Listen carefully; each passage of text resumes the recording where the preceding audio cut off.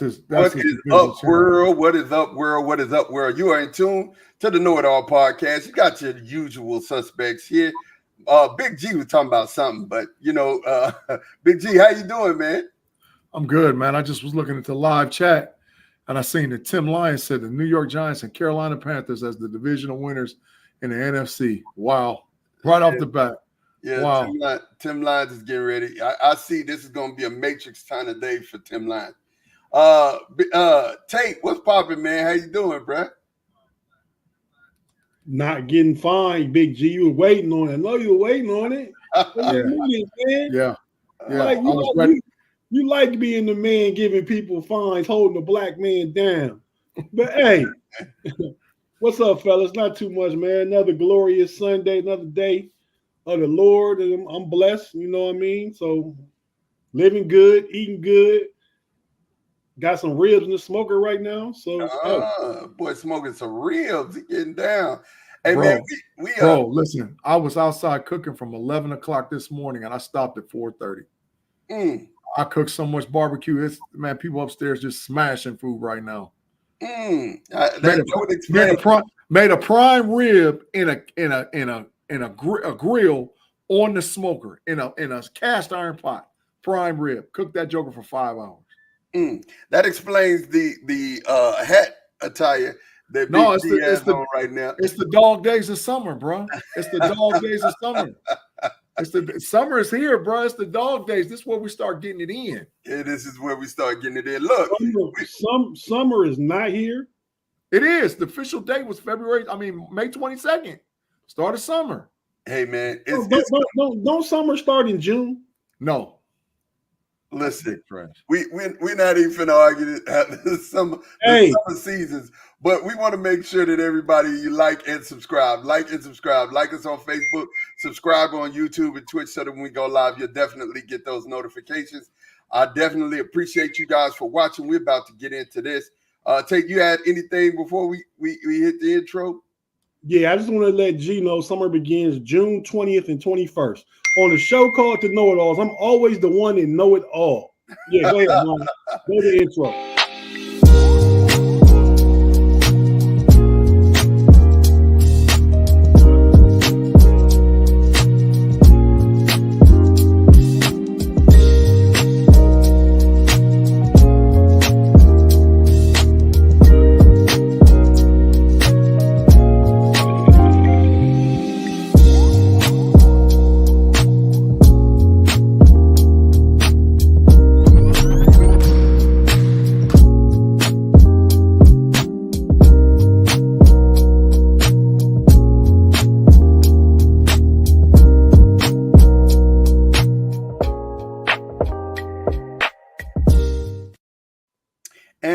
Back, man, ready to get it in today. Hey, man.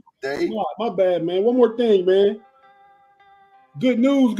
Big G know about the good news. What's the good news, Big G? I ain't telling them. You tell them. I ain't telling them. Got my Facebook back from that hacker.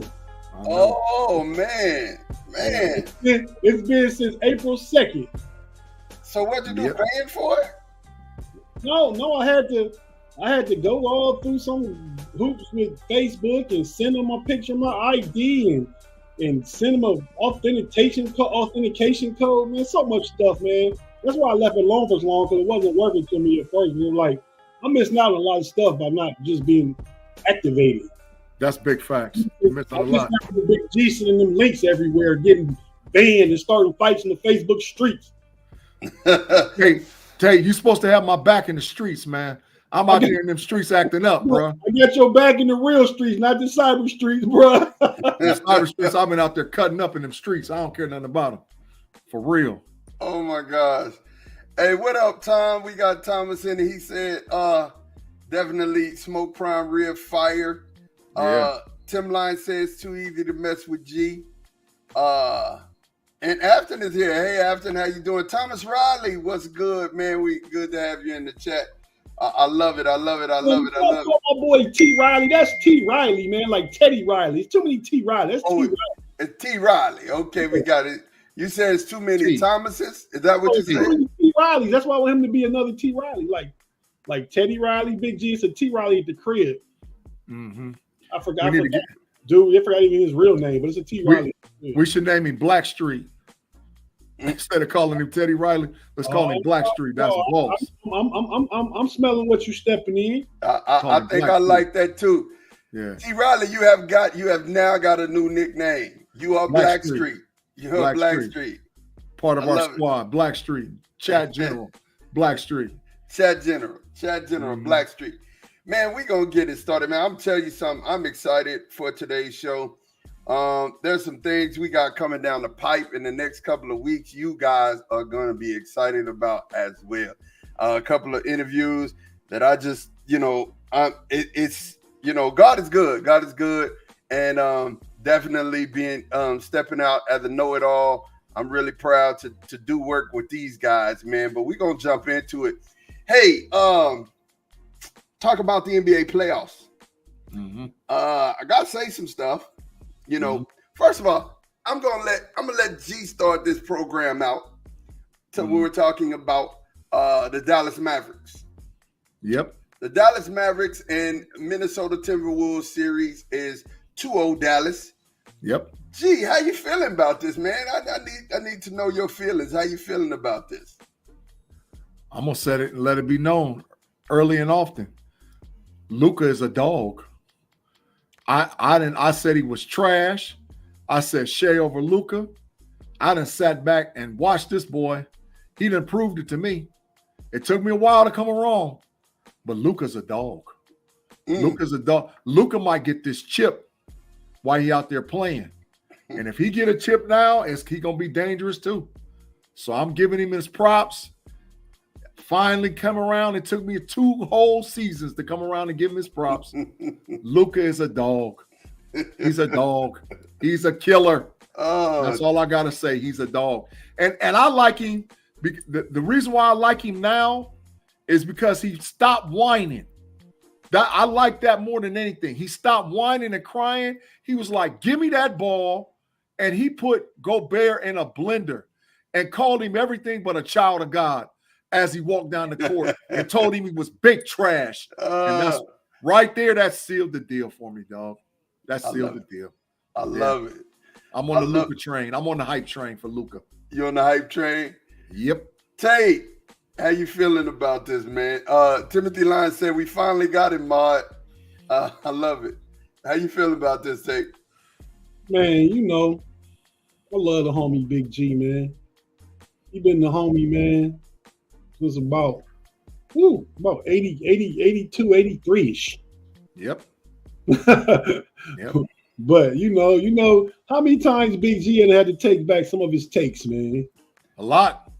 He get out there a little too fast. He mean good, but he got out there a little too fast, man. And nobody ever says Shea is not a dog. Shea is a dog. Yeah. But Luka's not trash, and Luka probably better than Shea still, tell the truth. And he's younger than Shea still. Yeah. But that ain't taking anything away from Shea. Taking nothing away from Shea. Right. But as far as the game goes, I picked Minnesota in this series. I wouldn't be mad if Luka and Kyrie won. No, I really don't have no rooting interest. I just picked Minnesota. You know what I mean? But I feel like that last play of the game, man, I blame that on one of the all-team defensive players, Jaden McDaniel. Yeah, he's trash. That pick, he's not trash, Big G. He's all defense. We just said that. He garbage. You don't switch. You don't switch. No, yeah, you don't switch. That's what I'm going to get at. No, you don't switch. If you switch, go. Who cares? Let what's his name? Lively. Let Lively run down the lane. If he get a basket, he tied up. You cannot leave Luka 1-on-1 against Rudy Gobert. Rudy Gobert's supposed to be the defensive block shots, get rebounds, everything else. Keep it real, man. Mutombo was defensive player of the year, man. When they played Philly in the finals, Shaq went 34-20 average. What are we talking about? Defense year can't stop super dogs by themselves. Big facts. No, it's a compiled amount of numbers and statistics you get during the regular season that can get you defensive player of the year. Yes. When Draymond Green was defensive player of the year, one of the times he was. LeBron averaged 34, 9, and 9. Yep. You know what I mean? And they put Iguodala on that series. Yep. So sometimes defensive players just it's not about just one-on-one stopping somebody. It's about up defense and calling stuff out and all those things like that we overlook. We just look at one-on-one defense. Yeah. You know what I mean? But on that particular play, they should have switched. They should just double Luka, force the ball out of his hand. Anybody beat you, live with it. Yep. Yeah. Luka beat you. Yeah, I think, and Kyrie was the second option there. But as soon as Rudy was on him, I called game. I knew it was over with because he was going to put him on skates. He did put him on skates, but to tell the truth, the next play down, Minnesota got a good shot. They did. They got a really good shot. And should have took the shot. And should have took it. The dude, and should have took it. They drew that play up perfectly. The defense came. Dude had hit 78 threes, Nas Reed, before that shot. He missed it, finished 7-9. They did exactly what they're supposed to do. They got a good shot. They just lost a good game. Yeah, lost a good game. And I'm gonna tell you, Thomas said this, that it could be 2-0 the other way. You know what I'm saying? It literally could be 2-0 the other way. And the reason why, unlike the Boston series, which we're going to get to here in a second, reason why is that Minnesota's been playing really, really good. I just think a lot of what I'm seeing right now is Ant hitting the wall. Ant has hit a wall. They played more games than they've ever played. Cat too. I mean, this is a thing. And I think the experience of Luka and Kyrie is showing. You know, that's the thing. And I feel like, and it was something I said to you. I said, and me and Tate had almost the same take, but I said Dallas will win this series in 6 or Minnesota will win in 7. I think the longer it goes, Minnesota catches their bearings, the quicker Dallas can get out from under Minnesota, it's a wrap. I mean, because it's like this, you know, when you have players who understand it. And Jason Kidd, let's not skip by Jason Kidd. Jason Kidd is coaching these boys up. Jason Kidd is the coach of the playoffs right now. As far as the NBA playoffs is concerned, Jason Kidd has made more adjustments. Jason Kidd's adjustments against OKC was pivotal. Jason Kidd's adjustments against the Los Angeles Clippers were pivotal.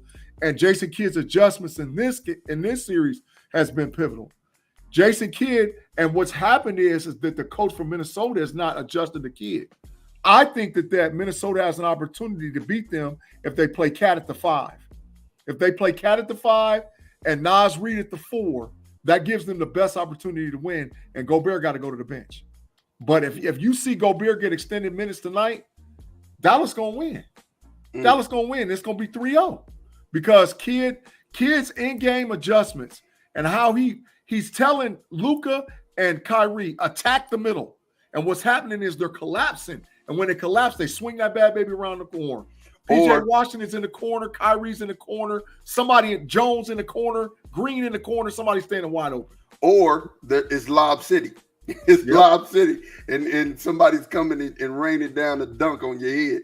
Yeah. Big Relly Hall, what's up, man? He said, I heard Big G was talking about Luka. Luka better than Shea, Book, and Fox. I don't know if he's better than Shea, but Luka's a dog. I give Luka. Luka is a dog. Luka's a dog. Thomas said Wolves have struggled a lot in the clutch this year because their go-to guy is 22. Yeah. I agree, Thomas. That's a good comment.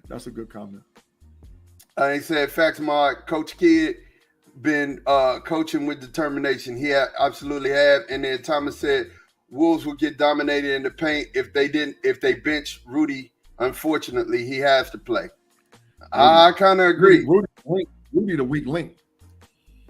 And really said, I never thought I'd hear Big G say this. And your dog, man. Hey, man, you know, I will tell you something. Hey, how long did it take me to with CJ Stroud? His whole freshman year. It took you a lot, man. Me and Tate were over here vouching for CJ. We were vouching for CJ. Actually, it was. Don't try and get in the car with me on everything, man. I'm not getting him. Trust me. I told Big G after the first game, he the best pure passer Ohio State has ever had. You wasn't on it that quick. You know what? I will agree. I will agree. but I was on it quicker than G was. Oh yeah. And matter of fact, I didn't go to it till the 2 games before the end of the season. Yeah, I finally seen it. No, G, I'm gonna tell you when it was. Yeah, you're right. You were still kind of mad at him at the Michigan game too, though. You was. Mad. I wanted to go get him. I wanted to go lay hands on him, bro. Hey, shout out to the homie Rob Lightfoot. Answer his question real quick. What he said? Gary Payton couldn't stop Luka. He could. No, I mean, and Gary Payton's but what Luka would do is back him down. That's what I'm trying to say. Everybody, you put a big on him, you out in the blender like Gobert was. You put a small on him, he backing you down and getting to that block because he plays at his own pace. Luka can't be rushed. Nope. He's never rushed. He plays at his own pace. You know, I went and seen it. And this is another thing that gave me about Luka too, bro. I went and watched a video about Luka's dad. I watched a whole YouTube video about Luka's dad. Luka Doncic's dad was a dog. He was a dog. He was a 6'8", small forward, but he played like a guard. There's footage out there showing. And if you watch his dad play, it looked like Luka out there playing. His dad was busting people, crossing people over, taking them to the bucket, backing them down. I was like, no wonder Luka is a dog, because his dad was a dog. His dad was an international legend, bro. And Luka's dad was an international legend. There's videotape out there showing how good his dad was, bro. His dad was a dog. Pedigree.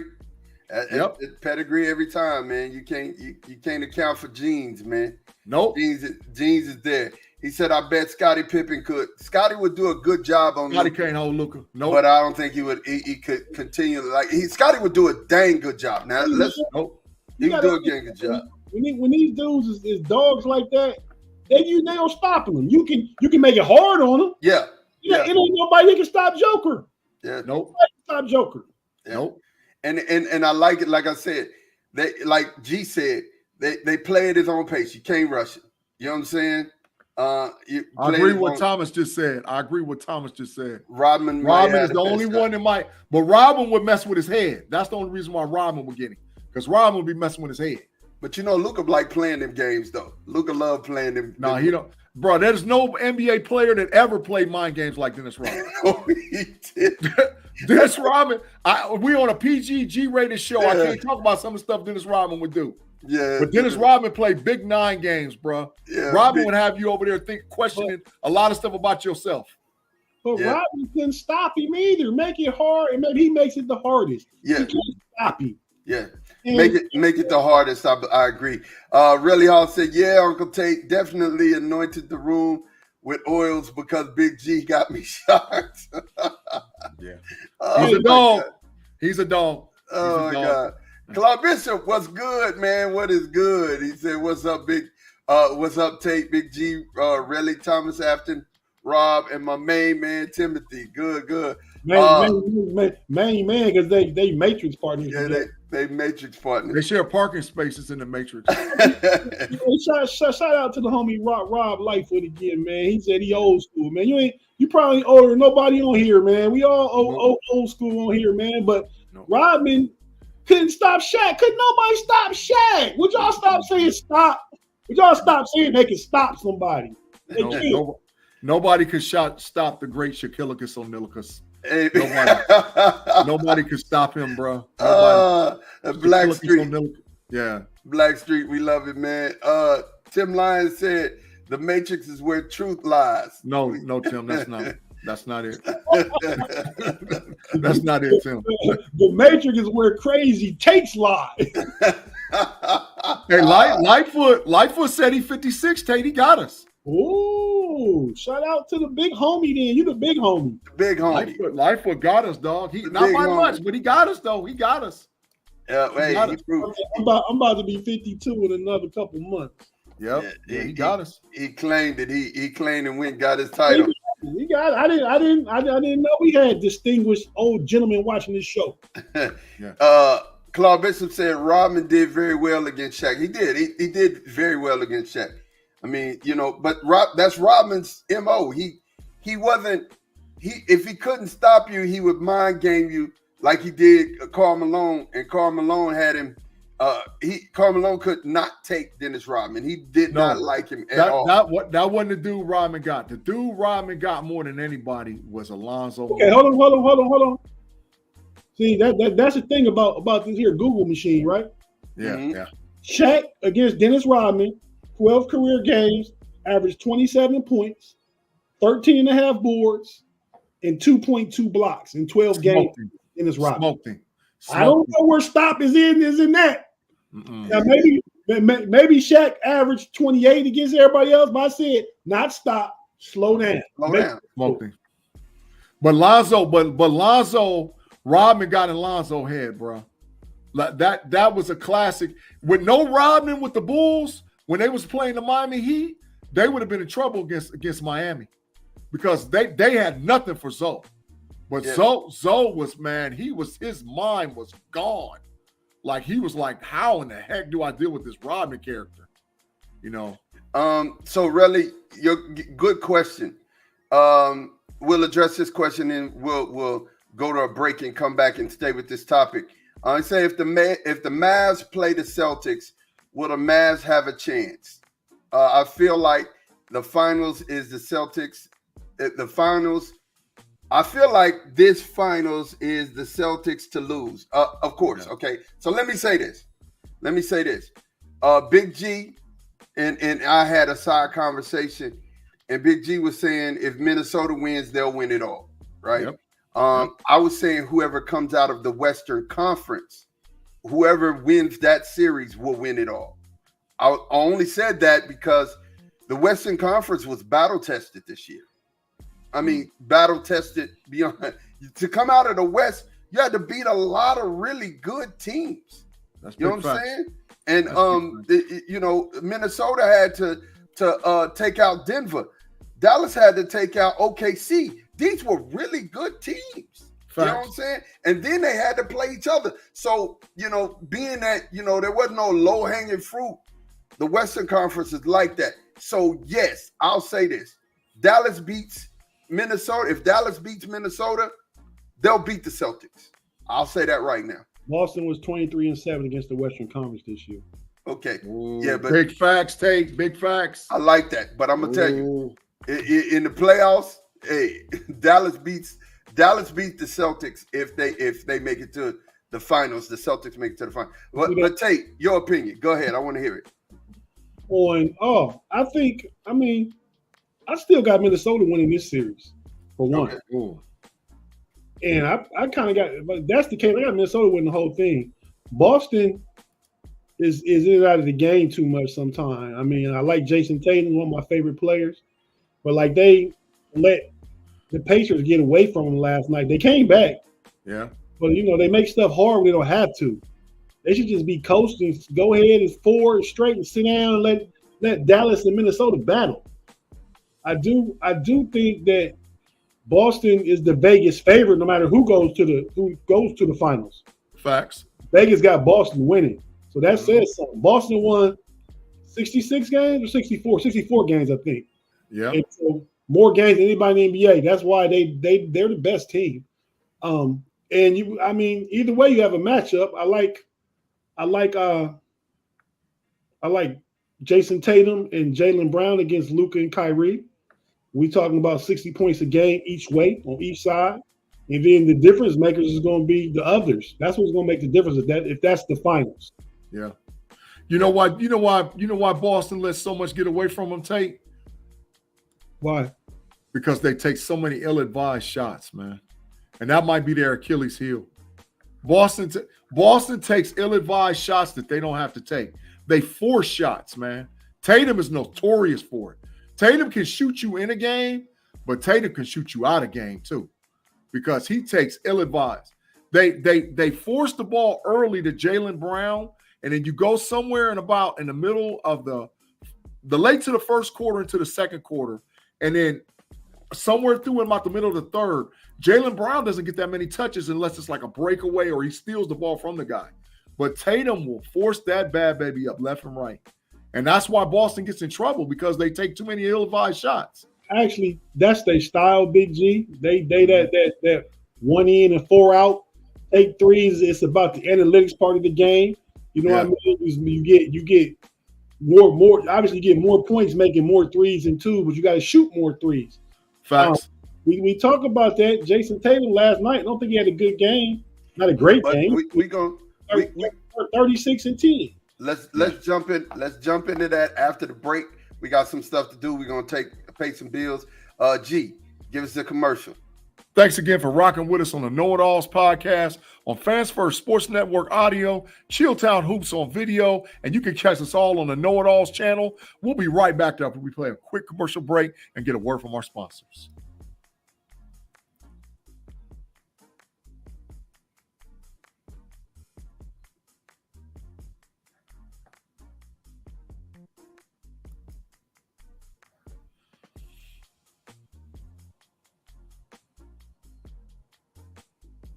And we are back. We are back. So we have it here. Blackstreet. I got to tell you, we are on Twitch. We haven't put the KnoItAllz name on it right now. It's my name, but we are on Twitch. We're live on Twitch right now. And let's see here. The Mavs don't really match up well, but the Celtics been on cruise control for like 2 months. Might be difficult for them to just flip the switch in the finals. I love it. I love it. Rob Lightfoot said, I'm Charlotte Hornets, Zoe and Grandmama and Muggsy. I love it. That's old school for real. Jay Steve in the building. What's up, Jay Steve? Black and Gold Standard. What's up, guys? How y'all doing, man? Good Black to and see Gold you. over there, too. Yeah. And then there's Jay Steed in the building. Love it, love it, love it. So the other series we got going on right now is the Boston Celtics, Indiana Pacers. I just felt like this was a style clash from the very beginning. Boston literally play with their food to me. And I'm gonna be quiet and let Tate go ahead and analyze because he had some good points here. So Tate, go ahead and finish about this Boston and Indiana series. Nah, you said it, Ma. Boston do play with their food. They did it when Cleveland got a win. They let us get a win by 20-something points. Come on, man. Mm-hmm. You know what I mean? But they still gonna win this series. I mean, we don't even need to spend a lot of time talking about this. Indiana got through. They played an injured New York Knicks squad that was down 4 starters at one point in the series towards the end, but two from the beginning. So, you know, Indiana just went as far as they can go. Now they're playing a better team and it's over. But Indiana, shout out to them for a good season. But they're going to Cancun after the next game tomorrow night. I love it. Big G, talk to me, man. Tate Boy Fresh didn't get them boys a chance in hell. He said they packing. that's over. Matter of fact, they packing their bags right now the day before the game. They going to the Indianapolis airport soon as the game over with. Soon as the game over with. Yeah. Locker already cleared out and everything. It's done. Yeah. So we ain't coming back. G, man, what's your thoughts on the Boston Celtics and the Indiana Pacers series? Yeah, it's over with, bro. It's over with. 4-0 sweep. Boston gonna get, depending on what goes on with that Dallas series, Boston gonna get probably about a week of rest and to see what they can possibly do to mount up to be able to coach up to play the Dallas Mavericks, who I think probably now, even though I picked Minnesota, the Dallas Mavericks who probably they're going to play. But I just really do believe this, man. I think it's Jason Tatum's time. I mean, Tatum has played in 5 of the last 7 either conference finals or NBA finals. He's been right there at the cusp a whole bunch of times. And the bottom line is, if he don't get it this year, when's he going to get it? Because Milwaukee's going to retool next year. New York's going to retool. Cleveland's going to retool, you know, and the West is just going to be just unbelievable. So if he doesn't get it this time at this place, I don't see him ever getting one. This is now or never. And I think that because of that, he's going to push harder than he's ever pushed before because he can smell it. See, last time when he made it to the finals, he had Steph and Clay and them over there looking at him in the face. You know, and he was like, nah, you couldn't beat them. But even if Luka and them show up, he can look across there and say, okay, look, I can take this, man. I can take this. I can get this championship. Because like I said, if he don't get it now, I don't see him ever getting one. They'd have to completely break up their team Jaylen Brown, they have to trade off Jaylen Brown. They'd have to switch everything up. Put him in the matrix, Mon. Put Claude in the matrix. You automatically go to the matrix, Claude, anytime you make a comment concerning the Ohio State Buckeyes. Mr. Slowpoke Rodriguez himself, Claude, the bishop, has showed up and put himself in the matrix because he's talking about the Ohio State Buckeyes. Who, Claude, let me ask you a question. When's the last time Penn State beat Ohio State in anything? Yeah, that's a good question. Yeah, it's been a long time, bro. It's a good question. It's a long time. Well, they beat them in basketball this year, one of the games. Okay, won the game. Wow, one basketball. It's probably I can't remember the last time they won football. It sleeps my memory because it's been a long time. Well, look, we had some more NBA news this week. It came out. We got our first team All NBA. Yep. I'm gonna let you elaborate. You guys elaborate on this, man. Jump in. Tell me what you think about the first team. You like it? Exactly right. Nobody missing. Facts. I'm gonna co-sign what they say. Facts. So I gotta ask you guys. Giannis is still a first team All NBA player despite all the injuries? Yes. He played enough games. This is the first year they had. You had to play at least 65 games. So even though Giannis missed, that cost him the playoffs. Giannis was like 30-13 during the regular season. So yeah, he's the way he's supposed to be. Okay. Yeah. G? I agree 100% with Tate. That was a perfect all first team. Okay. Ain't no ifs, ands, buts about it. So look at this team. Is this the future? About like Jason Tatum is the old. Let's exclude Giannis. Jason Tatum is the oldest here in this picture. Is this the future? No. The future is now. The future is Victor Wembanyama and all them. Them is the future. And Ant-Man, that's the future. This is the now NBA. Okay. This is what's going to dominate for the next 2 to 3 years. Right here is these guys. Okay. But the Victor Wembanyama's and the Ant-Mans and all whatever else, those are the guys that are coming up. All right. Second team, Tate. How you feeling about it, man? Look at it. Second team All NBA. Did they get it right? I'm suspect about Kawhi. Facts. But he obviously played enough games, right? Yeah, I just said that about Giannis, but his impact, though, is not second team worthy. You know what I mean? Yep. To me. Yep. Get G's taken. I tell you who I think should replace him on that second team. I'm thinking maybe Goatman. Who I'm thinking. So G. They got two of them wrong. Always down and Kawhi shouldn't have been on second team All NBA. Get them out of there. Neither one of them dudes should have been on there. Yeah. I'm down with Ant-Man. I'm down with KD. I'm down with Jalen Brunson, all being second team. But Kawhi, no way. And always down, absolutely no way. Yeah. Get him off a second team. Always down, I agree with it as well. Go ahead. Hey, man, look at AD's numbers, man. And you saying always down, but he played enough games. I think he only missed like 6 or 7 games this year. Well, you say always down, but he's doing the opposite of what you saying this year. He might have played in the first quarter, but then he set for the other 3, dog. He was making sure he was there in the starting lineup and set for the other 3. He was always down. He put up the numbers. He's like second or first in rebounding, 25, 26 points a game. Hey, listen. Wait. Second for defensive player of the year. Come on, Big G.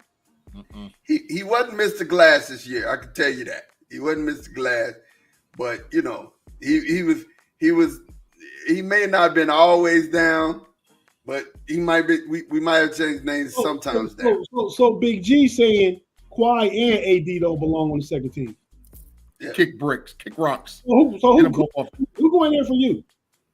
I just got LBJ, LeBron go on second team, and Booker go on second team. Ooh. Booker. Well, speaking of the next up?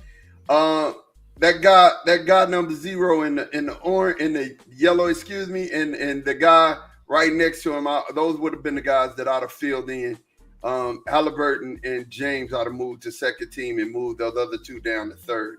If I had a pick and to say, how y'all feel about this one, the third team? I would, the two flips you said I do, but I wouldn't do Halliburton. I do LeBron and Booker. I think Booker and LeBron deserve to be on second team, and then put AD. And Kawhi wouldn't have made the team.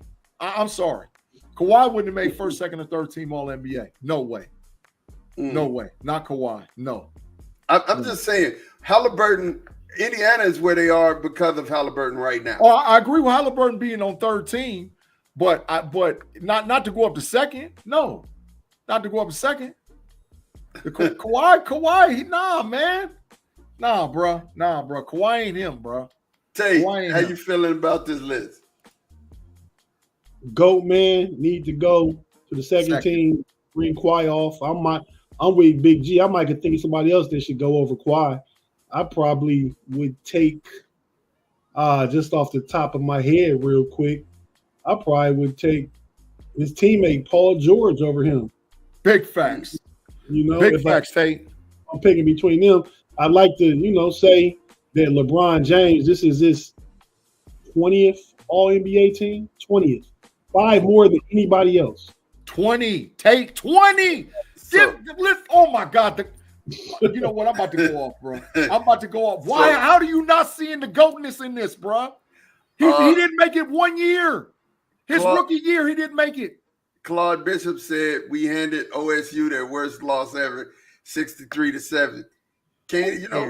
Claude, that was back in 1990 something. Yeah, Claude going back to like 93, 92. Yeah, 1990 something. When Ohio State didn't have really a good team, Coach Cooper wasn't really all like that. Yeah, y'all smashed us, but we've been mucking y'all up for about 15 in a row.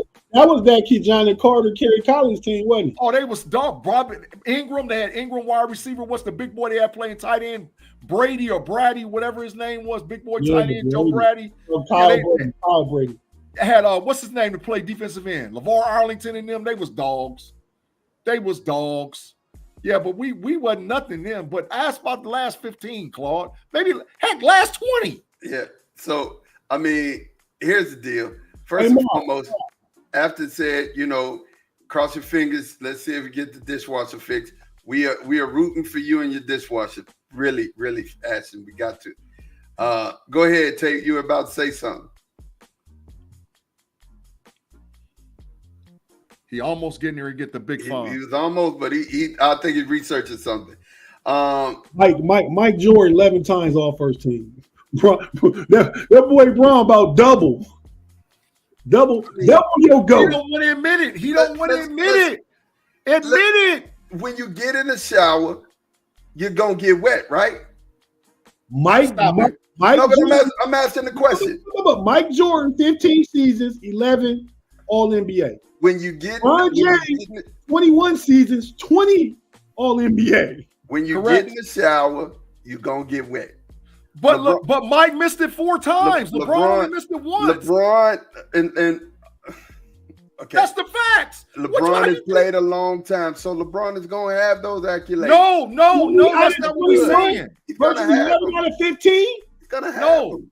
And if you take 15 minus 11 is 4. Hold on. I'm not going to get in this debate. 15 minus 11 is 4. 21 minus 20 is 1. Not going to get in this debate. Last I checked, 4 is greater than 1. LeBron James has made All NBA way more than Michael Jordan. Stop it. Trying to clean it up. I'm not trying to clean it up. I'm actually giving you an out. Because if you like that number and you say that number counts, 2 3-peats count.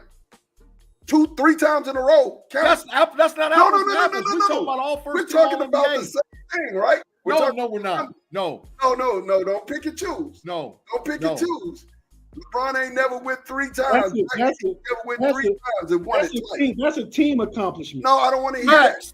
That's big facts, Tate. That's big facts. I don't want to hear that. You know what I'm saying? Y'all start with the numbers, and then all of a sudden the numbers don't matter no more. The numbers matter all the time. Oh, he got 20 LeBron made 20 All NBAs. Which would you rather have? Which would you rather have? 2 3-peats or 20 finals in a row? Which would you rather have? You want to win it all 3 times in a row, twice, or you want 20 all NBAs? 20 all NBAs mean a lot. Come on, man. Get out of here. I'll take 20 all. Matter of fact, I'll take 20 all NBAs. Give me the 20 all NBAs. I'll take it.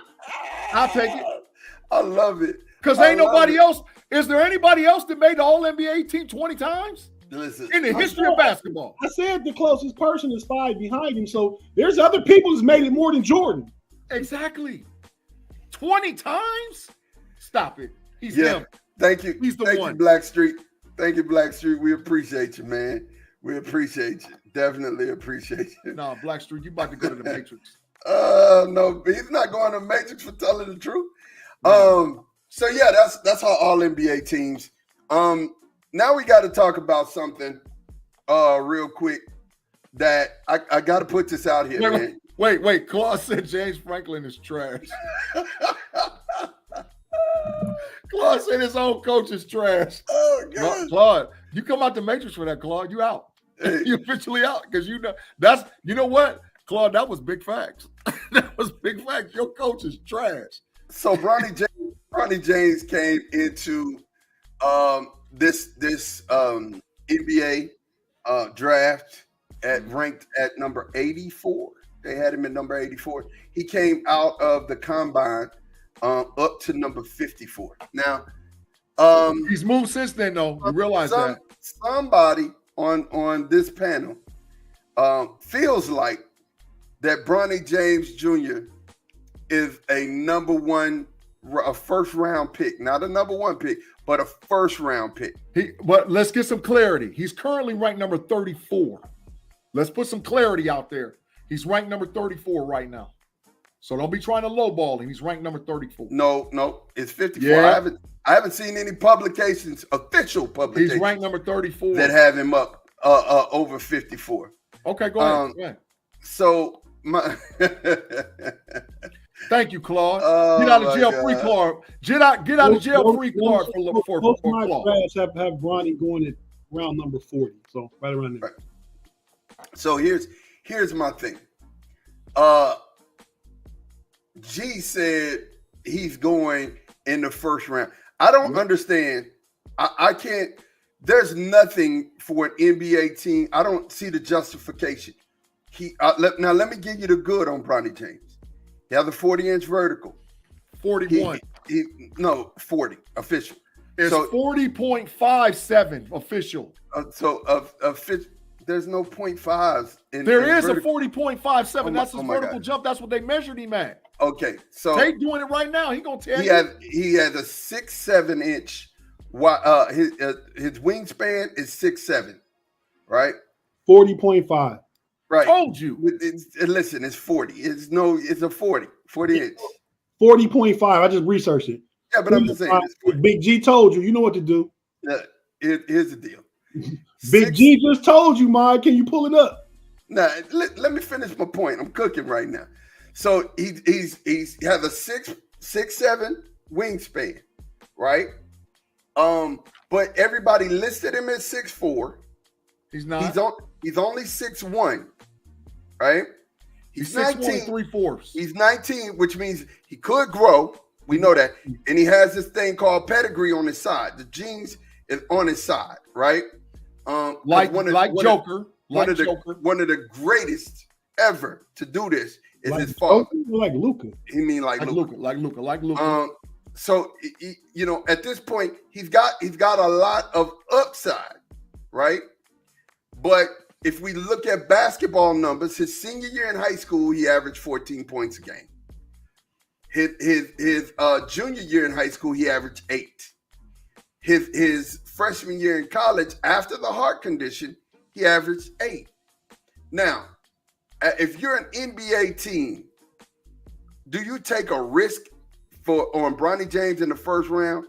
I'm asking you, Chat, because I know what my thought process is Bronny James is a second round pick at best. At best.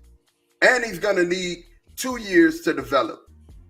For me. I don't see him becoming who he's gonna become in the first 2 years. That's my take.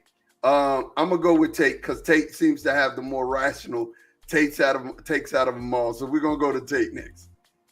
Yeah, man. Bronny is at best a second round pick. You know, give y'all some names, man. You heard of John Adams and George Bush? Yep. They sons got to the presidency because of nepotism. Absolutely. Bronny James is getting to the NBA because of nepotism. And I ain't even mad. Just let it happen. I ain't mad either because people do it all the time. So you got them connections. But he's probably worth a fourth round pick, anywhere after 36 to 60, whoever wants. But don't pick him because you think LeBron coming to your team. That's not why you pick him. You pick him because he has solid upside. Like you said, he could grow. He's a good defender. He's a knockdown 3-point shooter. So he can get a roster spot. I don't think he's going to play in the G League because of the brand. I mean, Rich Paul and Clutch ain't going for that. So he's going to be on the end of somebody's roster, and LeBron probably not going to be there unless the Lakers or Cleveland draft him, because word on the street, Bron could be coming back to Cleveland. I know Big G is big on that. I want to know how Relly feel on that too. I ain't talked to Relly in a minute. He'll be back on That's Rather Cavalier on the 1st of June. That's when he'll be, regularly available again. But yeah, man. So I think if you're a good team and you want to get a player to stash, put you in it as your 12th, 14th man, go ahead and get him because all that potential is there. But right. not a first round pick and probably mid-second at best. Absolutely. Talent. Totally agree. And the Spurs, Cleveland, and now that Dallas is in this position, I was thinking, well, LBJ could end up in Dallas, and that would be a great spot for Bronny because it's a young team. He can develop. He'll get an opportunity to play with his father. And this has nothing to do with bias, so don't say that. I'm just thinking. Wishing the GOAT to go to Dallas because that's one of your teams, man. I'm just saying. He not never come to Texas to play nothing but away games. But San Antonio, Cleveland, Dallas, those would be the spots that would be best for that young man if he went anywhere, because when his dad leaves or when his dad retires, he's still going to have a young enough roster. He doesn't need to be at the Lakers. That roster is garbage. That roster is not good. Cleveland, okay, but you're going to have some big losses. Some people are going to leave in the next couple of years. So when you think about that, it's one of those. Leaving. Donovan's not going to be there longer than 2 more years. You know what I'm saying? He's going to sign a 4-year, $200 million extension. What are you talking about? You think? Yeah. Okay. All right. And then who's left on the roster after that? Because Big G was talking about moving. He said Big G was talking about Garland and the big boy. Lob it up to me, and I'll tell you what's going to happen, bro. Well, you're next. You're next. Allen. But when you move in, you get more pieces though. You ain't getting nothing for them boys. You see, the thing is, we got talent but not fit. They great trade a couple of the pieces that don't fit to get more talent. We get another 3 in there, a nice 3-and-D, all-star caliber. With Mobley and Mitchell and some of the pieces they got. Don't forget Monty Bates coming along too. Go ahead and get Bronny, let Monty Bates and Bronny grow together for another couple of years. Big facts. I like that. But those are 2 teams that have young talent. You need, if you're gonna leave him somewhere, leave him where the cupboard is full. But go ahead, G. I'm telling you right now, I'm about to hit y'all with the G Stradamus. I'm telling you, I'm seeing way out there. And I'm telling you right now, Bronny James is going to go between 20 and 31. Somewhere between 20 and 31. Because in the NBA, after pick 15, it's all based on potential. The brand, Tate, you're absolutely correct. The brand sells Bronny. His dad sells Bronny. All those other things that you'll never get with any other player until Bryce James comes to the NBA is what you're going to get with Bronny and his father. So teams will take a risk after pick 20 and down where Bronny will go in the first round. He might not play hardly at all his first year and a half, but a team's going to take a swing for him. You have multiple teams from pick number 20 to pick number 31 that have a pick. Bronny is going to be that guy. He's going to be that guy. I'm telling you right now, the Cavs has got something up their sleeve.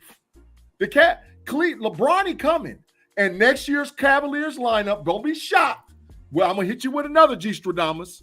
Next year, look way out there, Tate.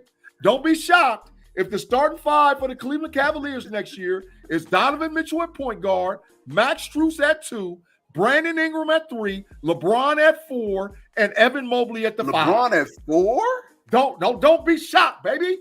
Yeah, that's going to be the lineup next year. LeBron can play power forward easy. Lakers' best lineup with AD at center, LeBron at the 4. Facts. LeBron is 6'8", 240, 50 pounds, man. He can play the 4 today's NBA easy. Yeah. Okay. And don't be shocked. And like I'm telling you, I'm looking way out there. And I'm telling you, tell them they need to look. LeBron coming home. Hey, they say you cooking. They say you cooking, Big G. I know what I'm talking about. I know what I'm talking about. He got Big G, preach Big G. Yeah, they tell y'all. They shouting you down, G. They shouting you down. Bronny going between 20 and 31, bro. Bronny going between 2. Now, I'm not saying. Now, listen, I like the little guard out of Houston. I like him. He's a dog. Jamal Shed. Yeah, Paul Shed. He's a dog. But Shed ain't Bronny James. Well, there's a lot that goes along with Bronny James. Shed doesn't have the pedigree that Bronny James has. Bronny James. That's real. You can't, and nobody has 6'7". This is the thing that's most remarkable to me. His wingspan is 6'7". And you know the old wives' tale, if you lay down and you put your wingspan, that if you get in that's supposed to be how tall you are, right? And and for the most part, that usually always shakes out. But there are some people who would just have naturally long arms. Yeah. And I feel like those naturally long arms lends to him being a great defender. Yeah. You know what I'm saying? And just so everybody know, I say he's a second round pick. I don't feel like he's his first round pick. I say he's a second round pick, definitely. He's better than some of these guards that's in the league right now. But that's not he better than Indiana backup guard. He better than Boston backup guard. He better than Indiana and Boston backup guard right now. If you don't need a player right now, then you have to him because, like, one, the potential, and two, the butts and seats. Facts. Can you imagine? So here it is, G. I'm saying the same thing, and you calling me biased. I said the same thing Tate said. No, because you biased. You hate on Bron. Oh my gosh. You're so biased. You hate on Bron seed. Oh my gosh. You hate on this seed. Unless he gonna come to Texas. But I mean, I know Bronny better than Marcus and whatever MJ's other son name was. You're killing. Put that boy in a blender. And see, I'm gonna tell you something. Michael Jordan's seed didn't process well at all. It didn't, unless Ant-Man is his real son, it didn't process well at all. You know what I'm saying? No, listen. I'm not saying Bronny gonna be better than them Curry boys. I'm not saying that. But Bronny got the potential to do something. Because he's a baby. He's 19 years old. He's a little kid. And he's coming back. And he's coming back from that heart condition. Let's not act like that didn't happen. That really happened. He's obviously been clearing these young. I'm only gonna guess he's gonna be all right. But what Curry boy you talking about? Both the Curry boys is dogs. Oh well, we know Steph is, but I mean the other one, what's his name? Seth. Yeah. He's nice, but Bronny can be him. Bronny can be better than Austin Rivers. And a better defender.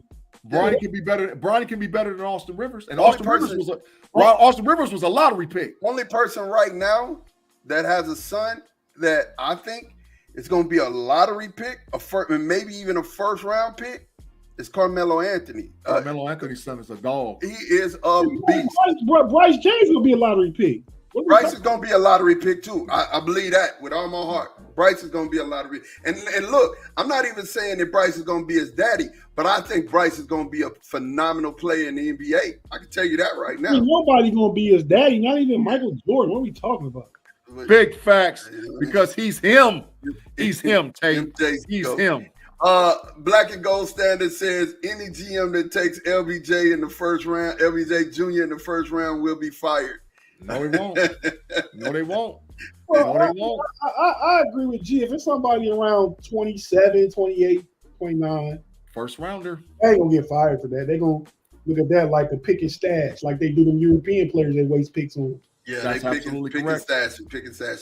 But if Bronny ends up and happens to go with his father, he won't have to go to the G League. I think he'll stay on the roster. He'll occupy. He ain't going to G League no matter what. Rich Paul already said that. Rich Paul said he ain't signing no two-way contract. He's NBA. That's it.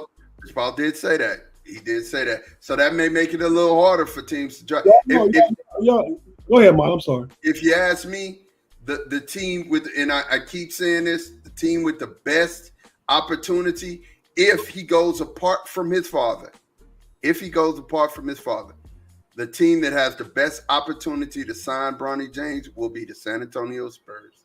And they'll develop him with Wembanyama, and they will have a 1-2 punch. You know what I'm saying?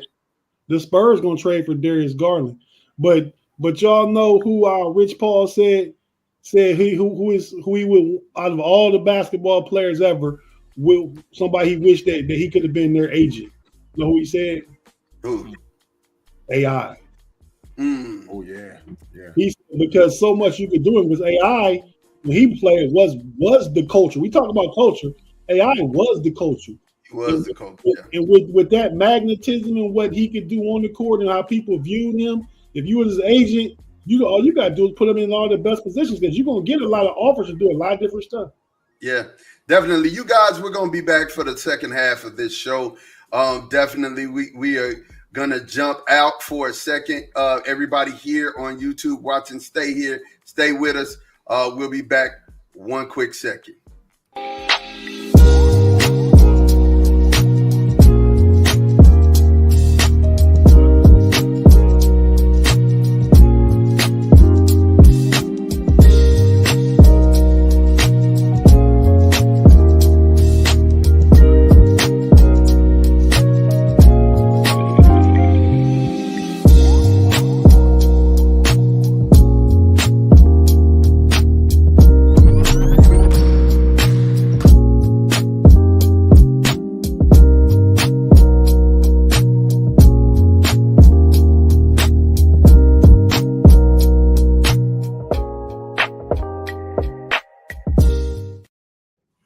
And we are back, man. I need everybody out there who's watching all 22, and it was 28 a while ago. I need everybody to stop, smash that like button, share from somewhere, put us in somebody group, share, tell them, hey, man, the KnoItAllz are on, and we are here, and we are having a good time, getting ready for this Western Conference game that starts today here at 7 here in about 45 minutes.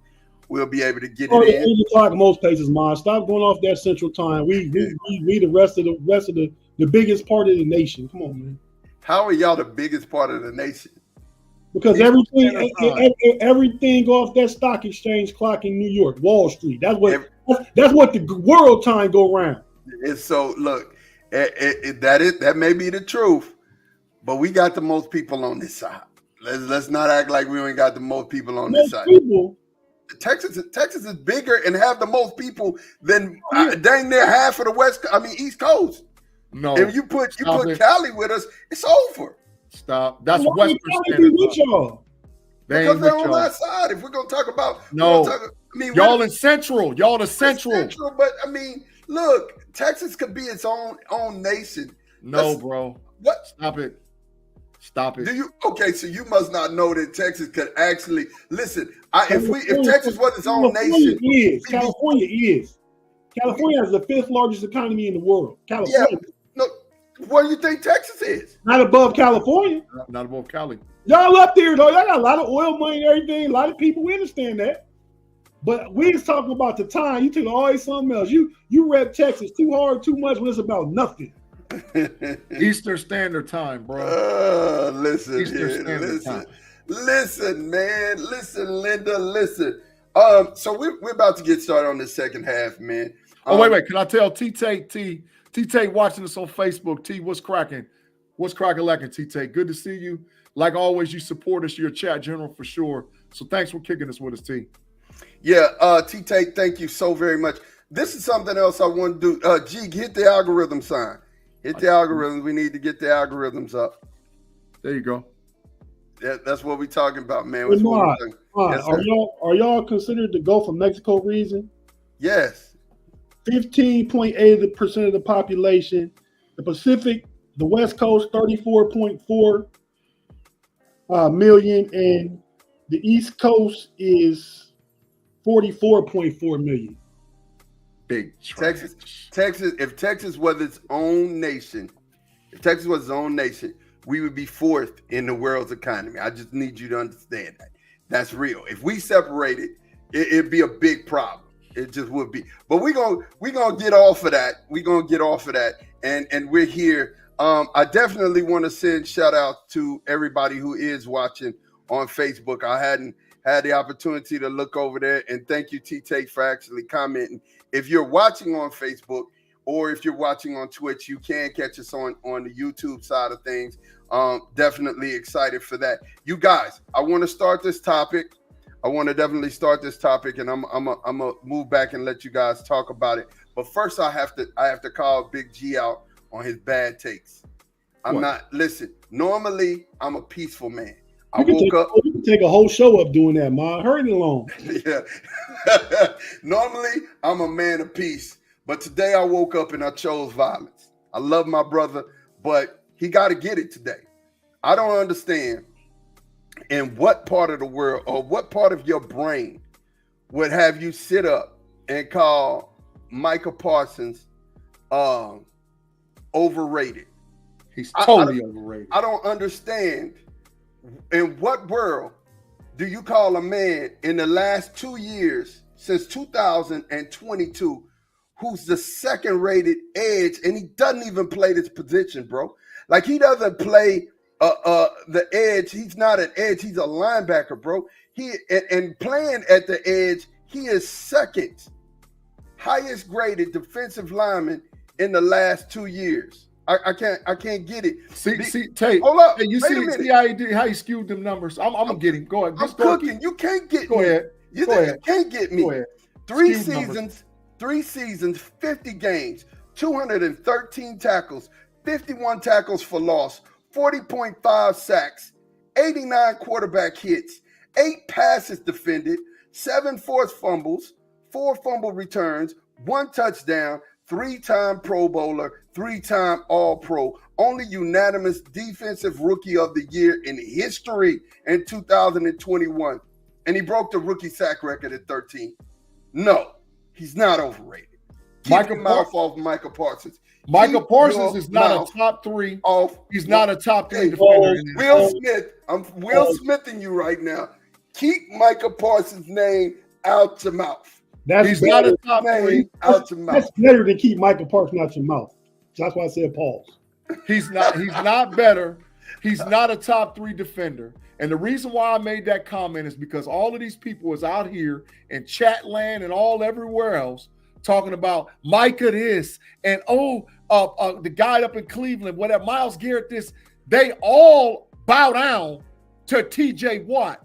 And the NFL office needs to be under investigation for TJ Watt not winning Defensive Player of the Year at least 2 of the last 3 seasons. They need to be under investigation. We're not talking about TJ Watt. TJ Watt. No, that's why they came up, because all these people is all on Parsons. Oh, he's just as good. But in all fairness, TJ Watt with a 10-foot pole. In all fairness, if that was a realistic list, TJ Watt would have been on it. I mean, nobody uses PFF until it works for them. Correct. Listen, PFF is big trash.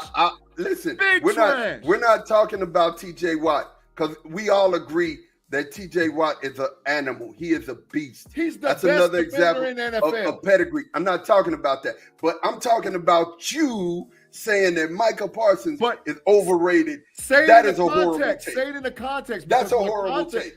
My context was the comparable of Myles Garrett and Micah Parsons to TJ Watt. It's not even close. Hey, TJ Watt is the best defender in the NFL.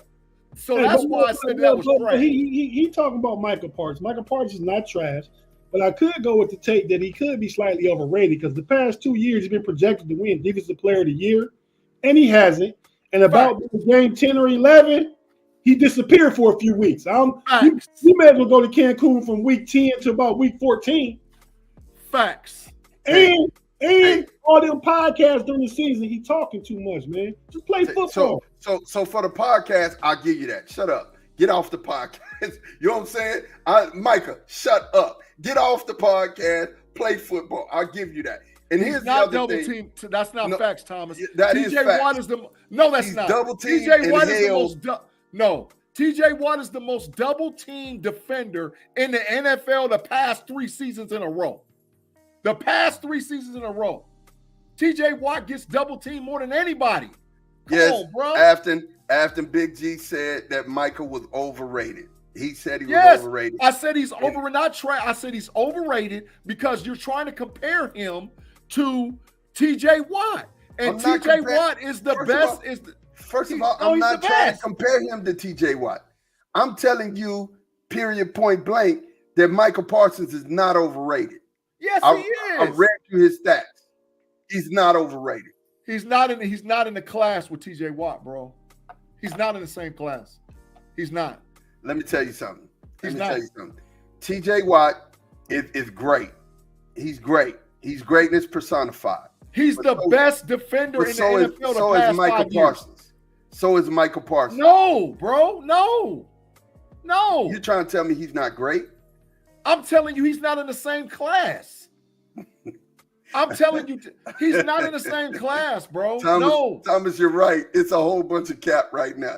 It's a whole bunch of cap. I can't understand. Bro. I'm standing on business. I said what I said. You can stand on business all you want to. I said what I said. He's overrated. He's not. Hey, so Michael Parsons got 40.5 sacks for his career, last 3 years, right? TJ Watt has about 49, and he missed half a season. Yeah, no, TJ's like that. Nobody's arguing. And I'm saying Micah not trash. Micah is really good. I didn't say trash is pretty overrated. Overrated part to me comes in where he last all 3 seasons, except for maybe the first one, last 2 seasons. Towards the end of the season, he slows down. Yeah, and the other thing is Micah's a linebacker. He's a linebacker who runs who runs a 4.340, who can easily get out and guard a wide receiver. TJ, I bet you TJ Watt got more interceptions than Micah in the last 3 seasons. I bet money he do. He does that, but I'm saying to you, he's a linebacker. We're not arguing TJ Watt. See, this is what you do. You skewed the argument. You skewed the argument because you're trying to say I said Parsons was overrated because I was comparing it to people saying about TJ Watt. He can't be overrated in any conversation you put him in. Look at Rob Lightfoot comment, his last comment. He said Parsons' mom said Dak trash. Hey. Listen. Parsons is not. Listen. Hey, get it right. Parsons. I love the live chat interaction for stuff like this. The way y'all can steer the conversation. Now let's hear what Mike got to say about this. Yeah, here's the thing. This is what I'm saying to you, and I'm gonna let it go. Like I said, I stand on business. This is not a TJ versus Micah conversation. Oh, Micah person, mama, please. That's what we talking about. I'm not talking. Forget that. That's a conversation I'm not having. I can see you going for that. It's not a conversation I'm not having. The conversation that we were having, what I put up, and where I'm at, and then we're gonna move to the next one, is that we're not comparing anyway. Because comparison is a thief. When you compare yourself compare yourself to someone else, you null and void who you are, and I'm not doing that. I'm saying that Michael Parsons is not overrated. He is a all-time talent. Period. Point blank. People don't usually compare themselves to someone else. Usually, it's the onlookers and people that's been watching the game for a long time to do the comparisons. Just like you get Ant-Man compared to Jordan right now. You get Caleb Williams compared to Patrick Mahomes. Those are all compliments when you're a player compared to a great. Coming in, Michael Parsons was compared to LT. I ain't heard that as much now the past couple of years, though. Facts, because he ain't. Right, he's not. He ain't. We know it now. Yeah, he's not. But he's a great player, though. But yeah, he's not LT.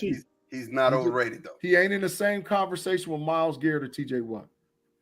I don't care what nobody say. He's not in the same conversation. He's not the same. Not in the same conversation. Read the comment. I'm not even finna read the comment. Just looked it up last season. Michael was double teamed on 35 of his pass rushes, 14 of TJ's pass rushes. That's a skewed stat too.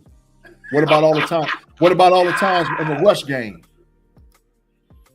In the rush game, Tate gonna get him. Tate already won it, bro. Like I said, that's why he didn't hit the mute.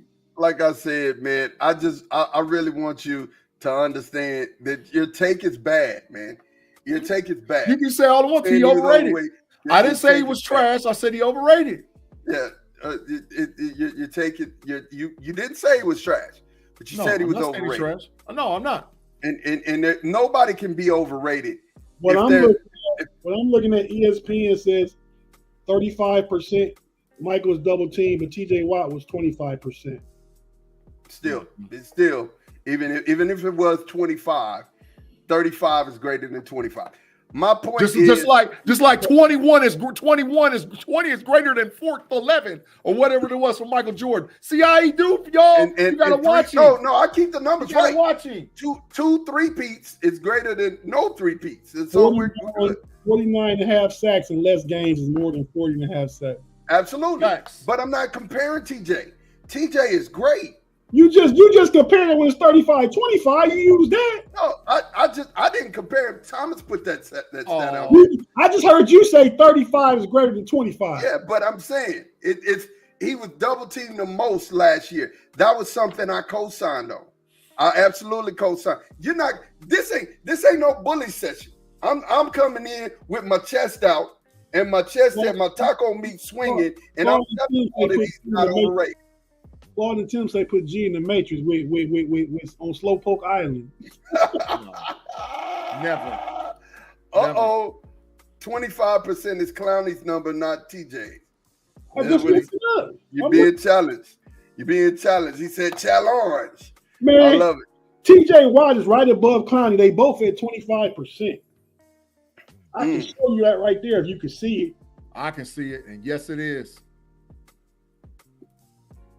Claude, don't never second guess or try and question me, man. Come on, that was Thomas. That was Thomas. That wasn't Claude. That was Thomas.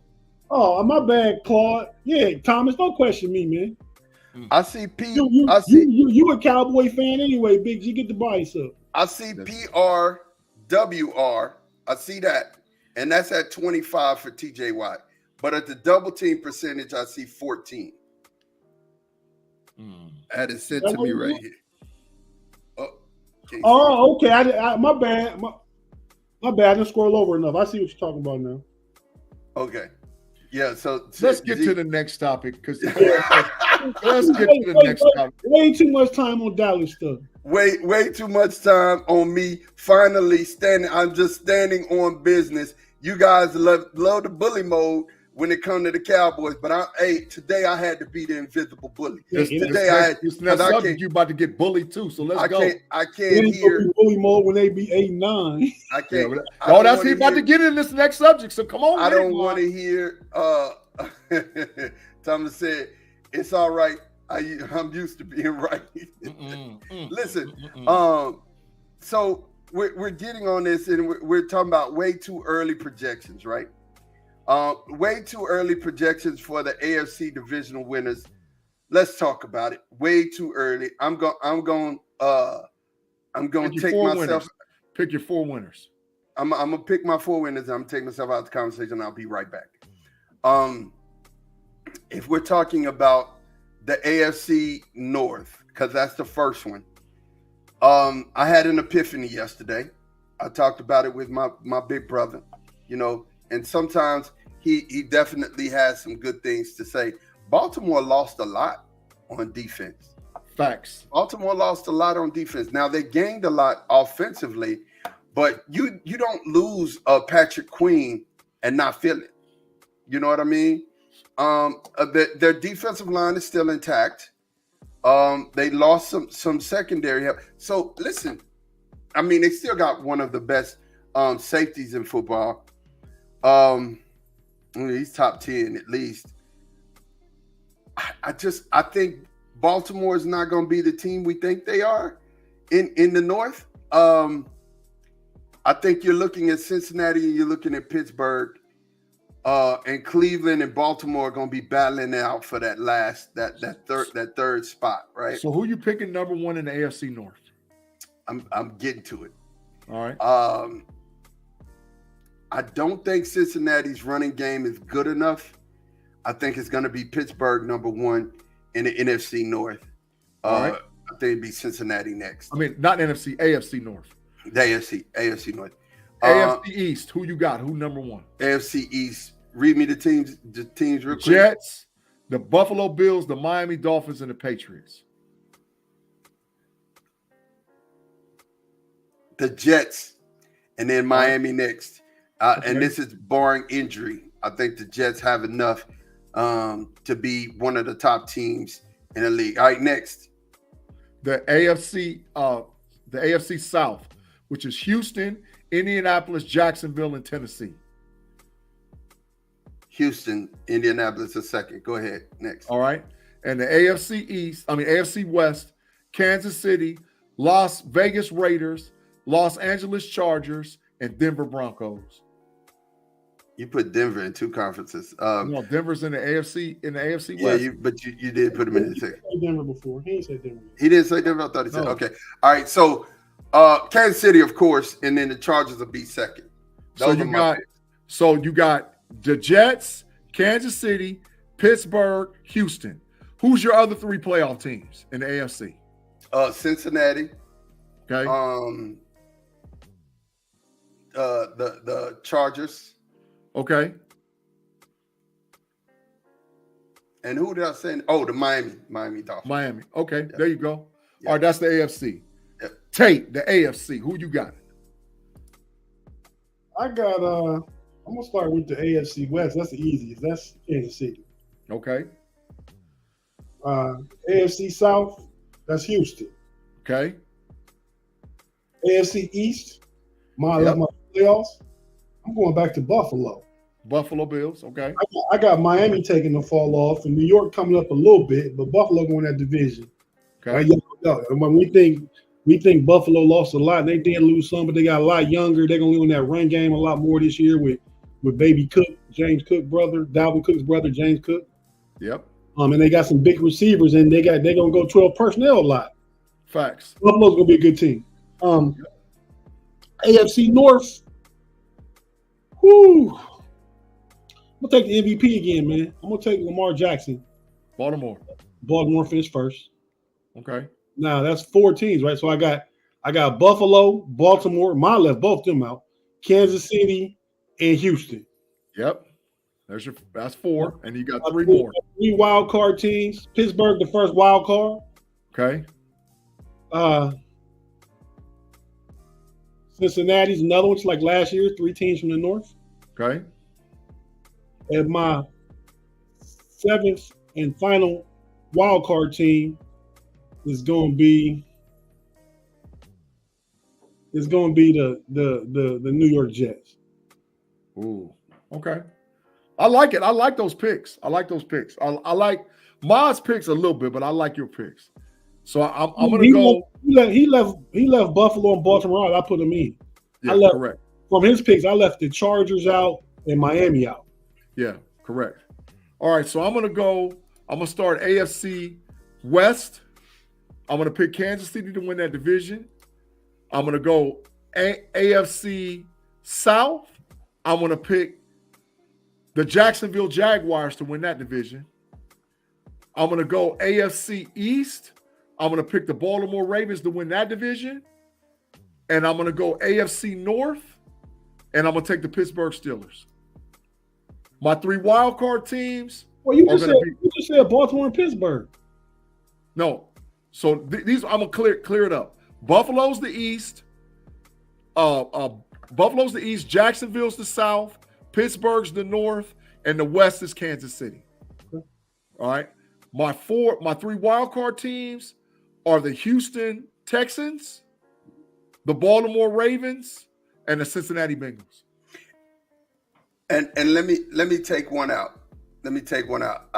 Houston has to make the playoffs this year. I got picking this division winner. You said I did. Okay. Good. All right. Here we go. Before we get into the NFC side of things, we're gonna hit a commercial break real quick. I got to do this so that I don't get talked about. My guy, I got to keep a A+ rating. That's something I got to do. I got to keep an A+ rating from my teammates. We get evaluated, and my team jumps on me. So we're gonna go ahead and take a commercial break. Pause for the cause. G, get us there, man. Thanks again for rocking with us on part 2 of the KnoItAllz podcast on your Sunday before Memorial Day in 2024. If you're watching us live on YouTube, just give us a second. If you're listening to us on audio, whatever you get your audio, Apple Podcasts, Spotify, Google Podcasts, wherever you're listening, we'll be right back if we pay some bills and get a word from our partners.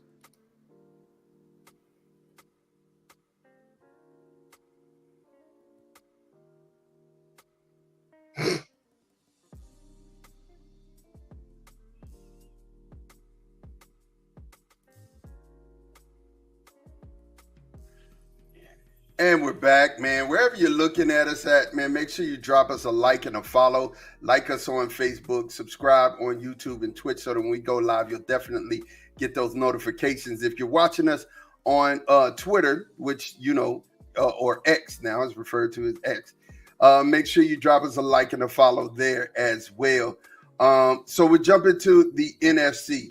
We're talking about the NFC, and G, start us off, man. All right, so I'll start with the NFC West first. I think the San Francisco 49ers win the NFC West. The NFC South, I like the Tampa Bay Buccaneers for the NFC South. The NFC Central, I like the Detroit Lions. And the NFC East, give me the Philadelphia Eagles. Okay. My 3 wildcard teams are the Green Bay Packers, the Los Angeles Rams. Woo! It's a tie between the Dallas Cowboys and the Seattle Seahawks. But I think that Dallas, if they stay healthy, Dallas will make it. So those are my 7 teams in the NFC. All right. Tate, before you go, asking the Steelers guys, Mason Rudolph looking good in Tennessee. How y'all see them boys doing if Rudolph starts? 7-10. 8-9 at best. 7-10. I think they could be decent if Rudolph starts, but yeah, not better than 8-9. But they invested in what's the boy name? Big G, Will Levis. Bill Levins. Will Levis. William Bill Levins. They invested in Will Levis, and they're going to give him this year to see. They need to know if he's the guy, so if they know next year, then obviously they need to make a move. But if he is to get hurt and Mason plays, I don't think they miss a beat because Mason's probably just as good as Will Levis. Facts. So who's your squads? NFC, Tate. NFC, the South, Atlanta Falcons. Ooh. Yeah, new coach, Kirk Cousins, or even Penix Jr. Their weapons are going to get used properly. And yeah, Bijan Robinson will have a big year. Yeah. The West, got to go with the 49ers, like you said, Big G. Mm-hmm. Falcons, 49ers. The North, got to roll with, you from the 3-1-3. Yeah, Detroit. And the East, Philadelphia. My wild card teams, Dallas, Green Bay, and it felt tough, man. That's a lot of parity. Yeah. Dallas, Green Bay, and I could go Black Horse, man, but I ain't gonna do it, man. I'm gonna put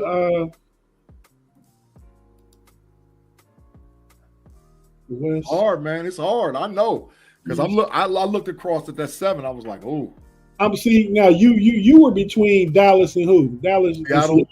I'm between the Rams and Chicago. Oh, I know that's a dark horse, Chicago. I know. I'm going Chicago, man. So when it gets to I can say I told y'all so. That's a fire take from your boy Tate. I can't wait to be able to say. I told you. What did I tell you? Didn't I tell you? Because I told you. Tate, my G Stradamus told me you was going to pick Chicago and you're going to smoke the season for him. So thank you. I appreciate it. I knew you was going to go the Bears. I knew it. The Bears. Mod, it's on you, bro. Let's see. Don't be biased, Mod. I gotta have this in front of me so I can really look. Don't be biased, Mod. Don't be All biased. right. So I'm gonna start with the NFC West. No surprise here. I'm going with the 49ers.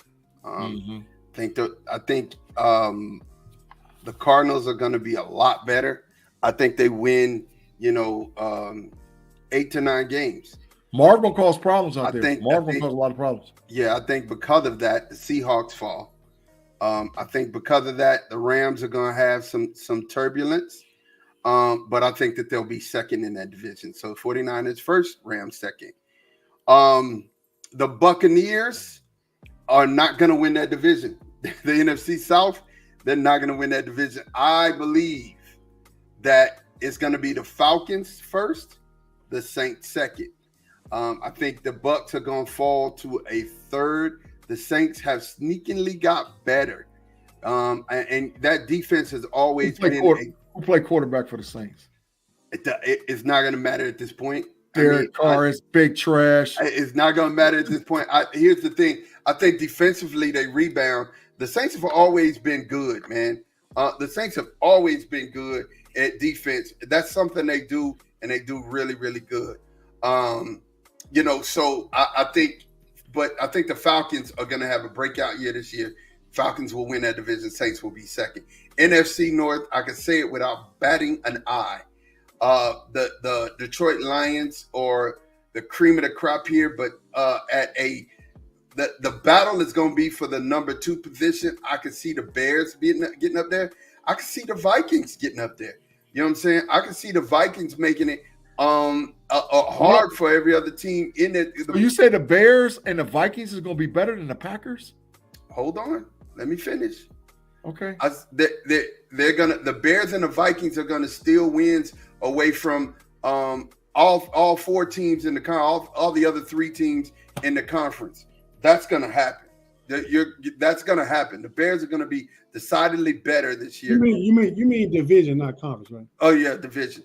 Yeah, thank you. So when you think about that, the Packers are gonna struggle, and I think you're gonna see a 9-8. 10-7 record from the Packers again. I don't think they bet corner time. They may corner time right now. Game. I bet corner time. I bet corner time right now that the Green Bay Packers finish higher than 9-8 and get close to 11 wins. I bet corner time right now. I bet it right now. Right now. I bet. They ain't bet. Y'all heard it. Take market. Market. I will bet it. Here we go. Oh, hello, boys. How long you in for? Another hour. Yow. I forgot. Big G, you still owe me corner time, don't you? Yep, yeah, he does. You can collect that here in just a second. It's 15 minutes. I'm gonna go this week. He too valuable to the conversation. Oh, okay. So I believe that the Packers will be second, the Lions will be first. NFC East, it will go as it went last year, but the records will be different. It will be the Dallas Cowboys, the Philadelphia Eagles, and I think it would be the New York Giants and the Washington Commanders in sequence. That's how that's going to be, and that's what that is. So you got Dallas, you got the Packers, you got the Falcons, and the 49ers, the teams in. Can I ask you a real question? Uh-huh. How do you see the Philadelphia Eagles not getting better by adding Saquon Barkley and the draft that they had in the offseason that they had to pick up players to fix the one area that was bad for them, which was their secondary? They probably have a top 10 secondary in the NFL right now. You added Cooper DeJean and Baby Boy out of Alabama. That was their first 2 picks. What's Baby Boy start corner out of Alabama? No, they didn't get Kool-Aid. They got the other Mitchell. Yeah. Mitchell out of Toledo and Cooper DeJean. You add them 2 to their secondary.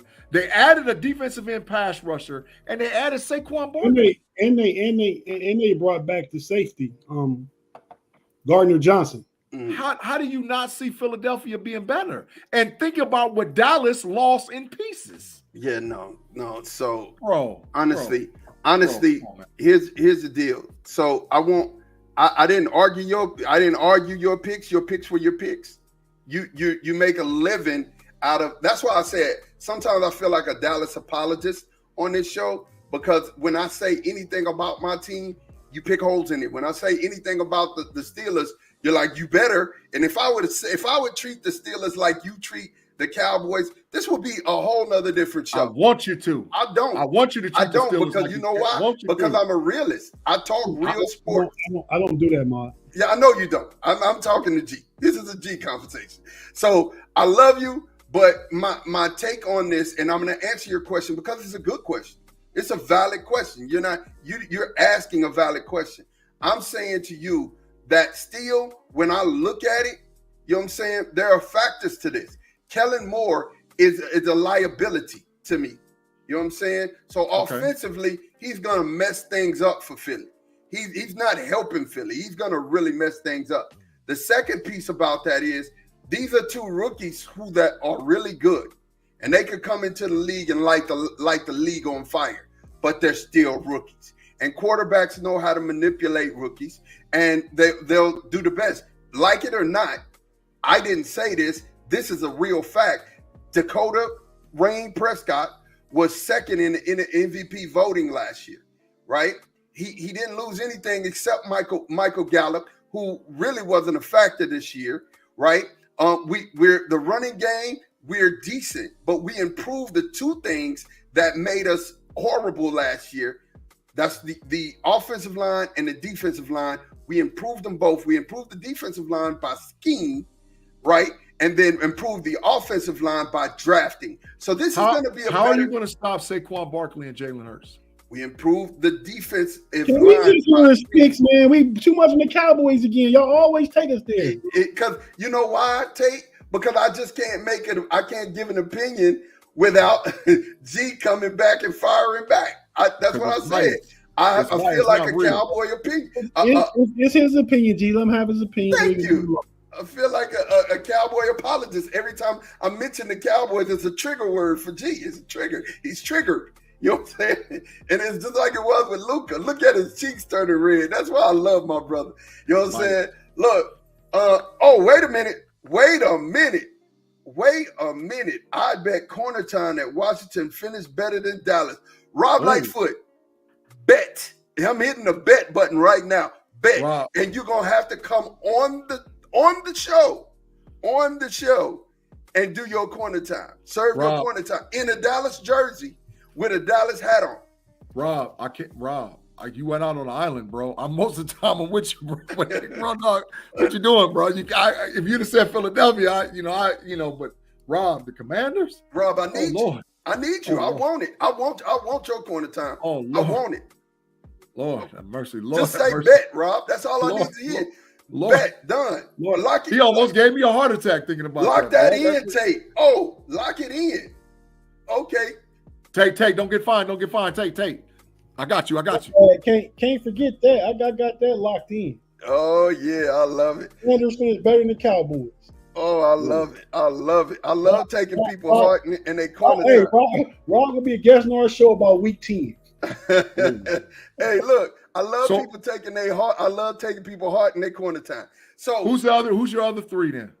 The Packers, the Rams. You know you ain't picked the Eagles, right? And the Eagles. Yeah. Okay. He was almost about to mess up. Yeah, I was. I thought I had already did. So the Packers, Rams, and the Eagles. Yep. There you go. Okay. Got it. I got it.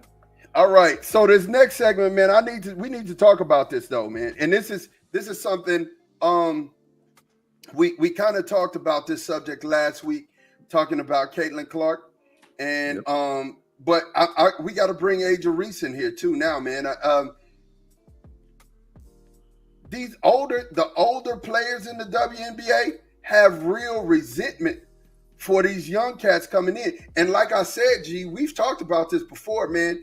The Boston Celtics and the Los Angeles Lakers, during the time that Larry Bird and Magic Johnson came into the league, those were the flagship teams of the NBA, but the NBA was suffering, right?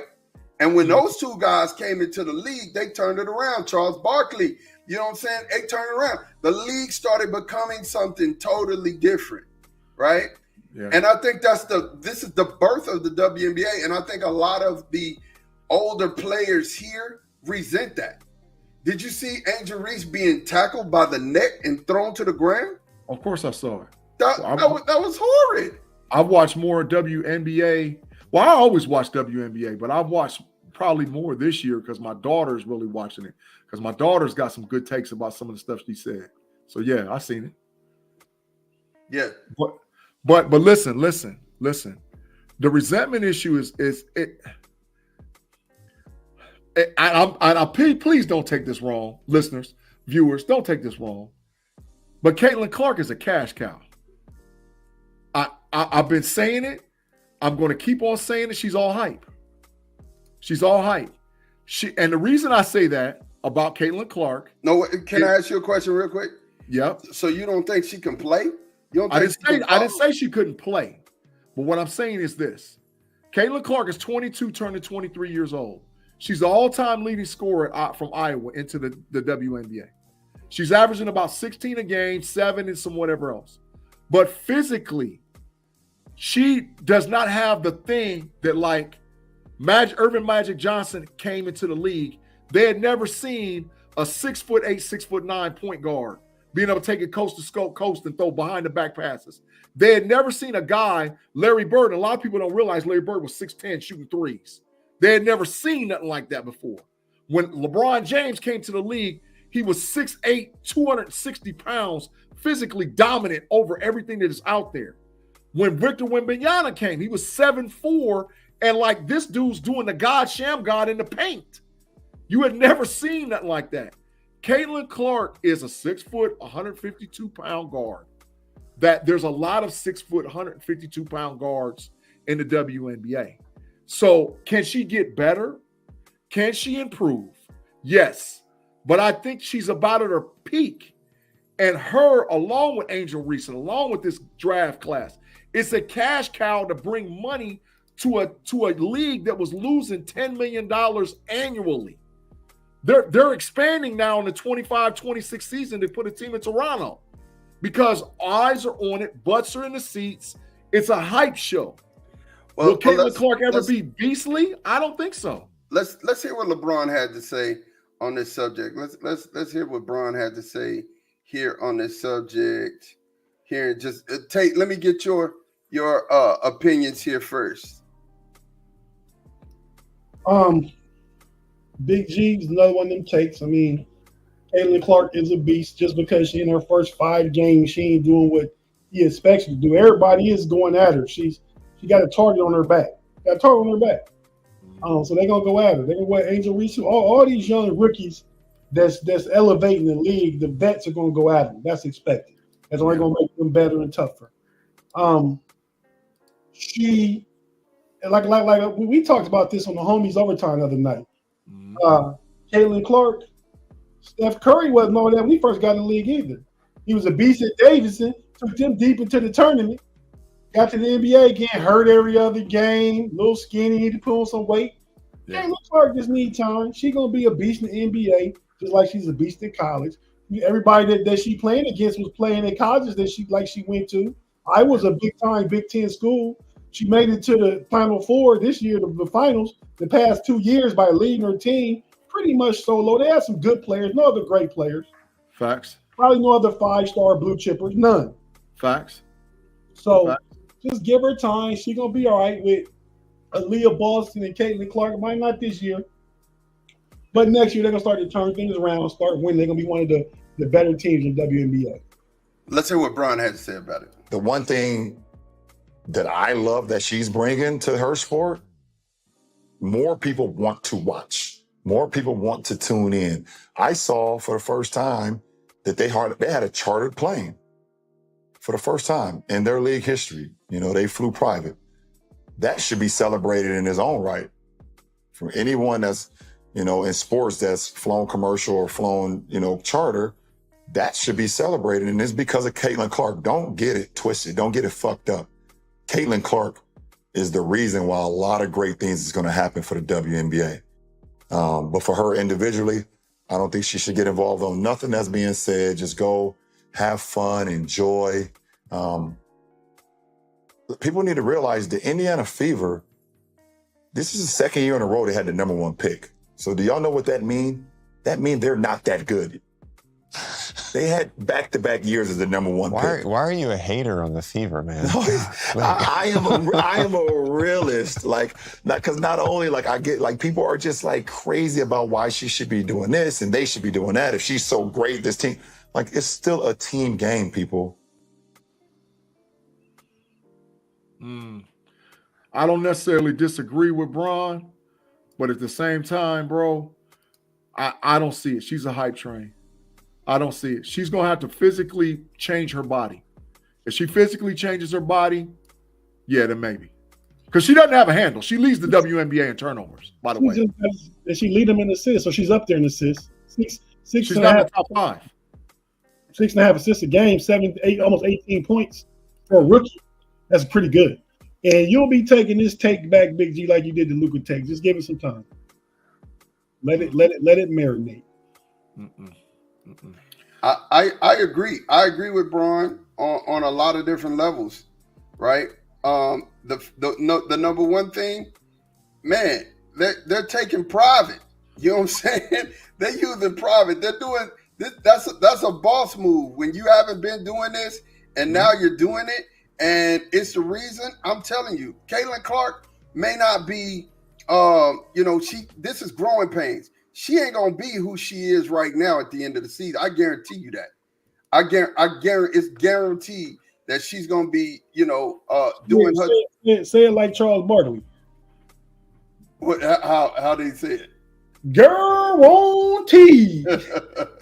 Yeah, look, I guarantee that she's gonna be better at the end of the year than she is right now. And then she just kind of finding her footing. Nobody, you know what I'm saying? And I absolutely mean nobody comes into the league except King James. And Money did it a little, but not like King James. You know what I'm saying? I got to admit that. Nobody comes into the league setting the league on fire like that. You know what I'm saying? And she has to feel her way. Angel Reese is feeling her way. You know what I'm saying? But those two are the two pillars of the WNBA. And I believe it without a shadow of a doubt that by the time it's all over with, said and done, they're going to be, pillars moving forward for a long time. But Ma, the deal is this, is that the reason why the women in the WNBA have so much resentment for her is because what I've been saying, she's a cash cow. Why was people not paying attention? Because you realize that there's 4 women in the WNBA that average over 28 points a game. You realize that there's 4 women in the WNBA that average over 13 points a game. You realize that there's a lady out there in Las Vegas Sparks or Las Vegas Aces named Asia Wilson that's a complete monster. You realize that Deanna Tomasi is still in the league. There's greatness in the WNBA. Diana Tomasi, there's greatness in the WNBA. And here comes this girl, she's a young woman at 22, and now all of a sudden, we're going to pay attention. I would be like that too, because there's already greatness there. There's already great, and believe it or not, there's greatness behind her. Wait till Juju come. And that's why they go at her, Big G, but it don't mean she ain't a dog. None of this she didn't put on herself. I mean, the fact of the matter is she played at Iowa. She's from Iowa, homegrown, white girl, biggest part of it, white girl, killing everybody, crossover, step backs. She played the game just like a dude on the streets at the Rucker in New York City. That's how she played the game. And she's the all-time leader collegiate college basketball scorer, men and women. Yeah. Men and women. I mean, you really got to give her a prop. She didn't ask for none of this. She asked for none of it. But they give it to her because, again, she's a white female basketball player. That's what I mean by cash cow. So I'm with you. Is it make the money while you can and build the revenue for the league? She's good. She's not only a cash cow. She's really good. She's really good. Thank you. Thank you. All right, so we're getting towards the end of the program. Definitely want to make sure that we ain't talking about baseball at all. we're gonna I can't believe you want to talk about baseball, Tate. Why? Yeah, My team just swept the Dodgers. First series they won in a month. Last time they won a series. Your team did what? Your team did what? Your team did what? What'd you say? Your team did what? They swept the Dodgers? Swept the Dodgers. We have a red sighting? We have a red sighting. Okay, all right, yeah. I just want to make sure. Look, he said Joyce Edwards is coming. She's a dog. Juju Juju a dog too at USC. She a dog. She's a beast. And Juju might be better, player for player than Caitlin Clark, but she'd never get that exposure and credit. She get a lot of exposure and credit, NIL deals, but not like Caitlin Clark because of one thing, though. That's why the eyes go to the TV, because there's more eyes to go watch it. Right. So the reason why we're trending and about to shut it down, because the game is getting ready to start if it hasn't already. It hasn't yet. Put your TV on pause. That's what I do. It's on pause. But we want to go ahead and I'm gonna give up a quick break just for promotion wise. Make sure that you check out all of these great shows. Here we go.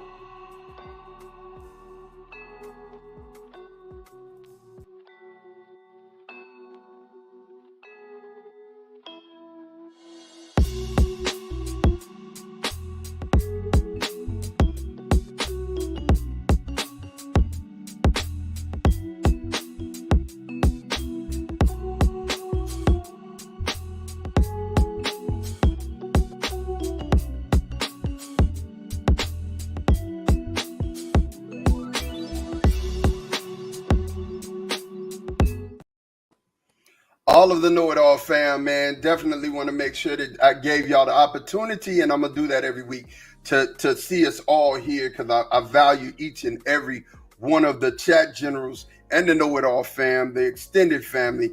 And we're going to definitely get into baseball, man. Let's talk about it. Let's talk about it. Tate, man, I'll let you go first, because, it is what it is. It looks like you happy and you ready to get it off on your squad. I'm not happy. I just think that the Reds got up to a bad start. I mean, we lost before this week. We've lost 20 out the last 26 games.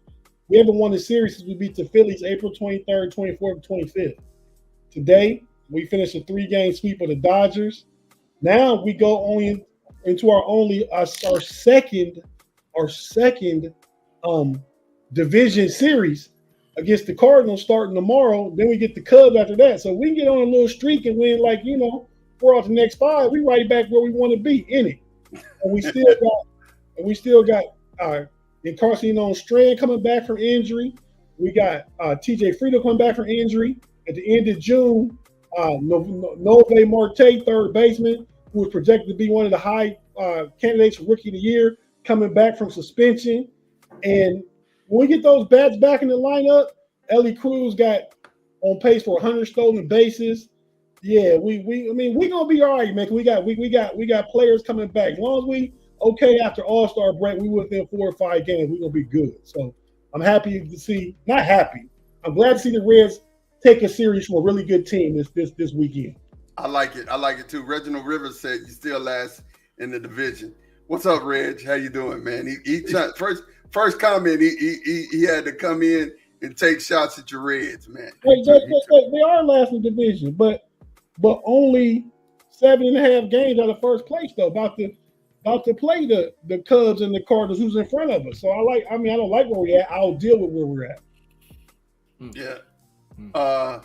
Braves got beat by Pittsburgh and the Gamecocks lost to LSU. Yeah, it happened. G. Hey, is Rob in South Carolina? As he said a lot of stuff that made me think he's somewhere over that way. Yeah, Mr. Lightfoot, tell us where your location is.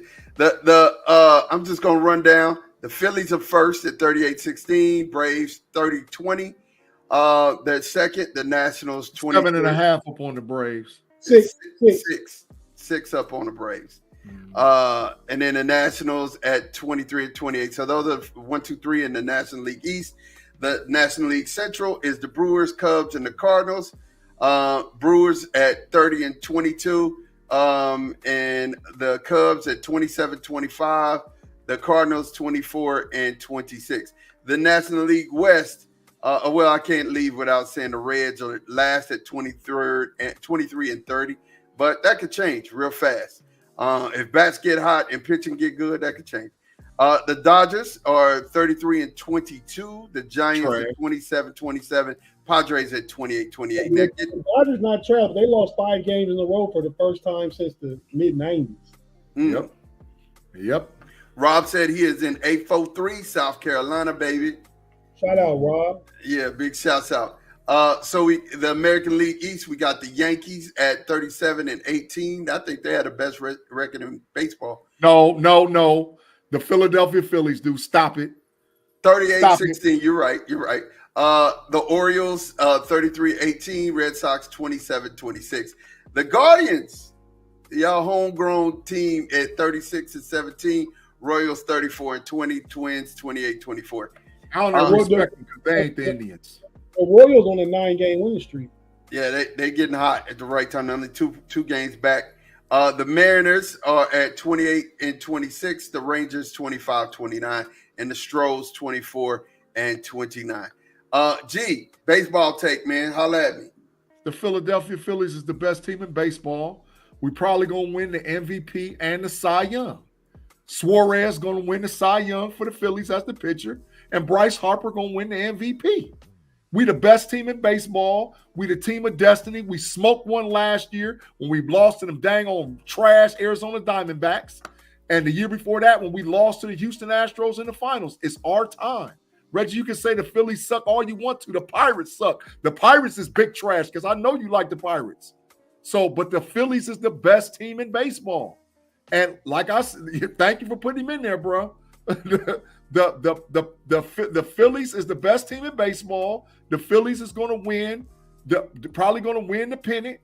Bryce Harper going to win the dang on MVP, and Suarez going to win the Cy Young. That's what's going to happen. What's the Phillies record? 38 and 16.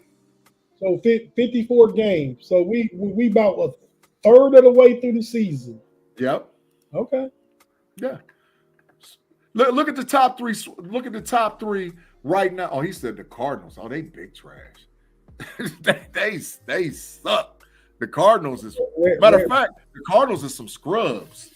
Reginald Cardinals too tomorrow. I want y'all to know y'all going down this week in this first series. You got the Reds the first 3 games of this week. Yeah, the Cardinals are scrubs, bro. They scrubs. The Cardinals Monday, Tuesday, Wednesday, break Thursday, and the Cubs Friday, Saturday, Sunday.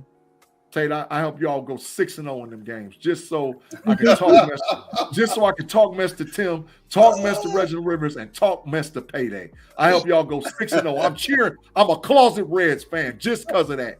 I want you to get 6-0. Get 6-0. Y'all done stirred Big G up, man. Y'all done stirred him up. You're gonna bow down to the Phillies because I'm trying to tell you, dog. Suarez, man, look, my squad is some dogs. It's our time, bro. It's our time. Last year we smoked it against the Diamondbacks. The year before we lost in the dang on in the World Series to Houston. It's our time, bro. It's our time. So here's our last commercial. We're up against our last commercial break, and then we got OTAs, and we're definitely going to talk about our parting shots. We'll be out of here, but give us a pause for the calls. G, take us into a commercial break. Thanks again for listening to us on the KnoItAllz. If you're watching us live on YouTube, we'll be right back. If you're listening to us on audio, give us a second so we can get a word from our partners. And you're listening to the KnoItAllz podcast on Fans First Sports Network and Chilltown Hoops.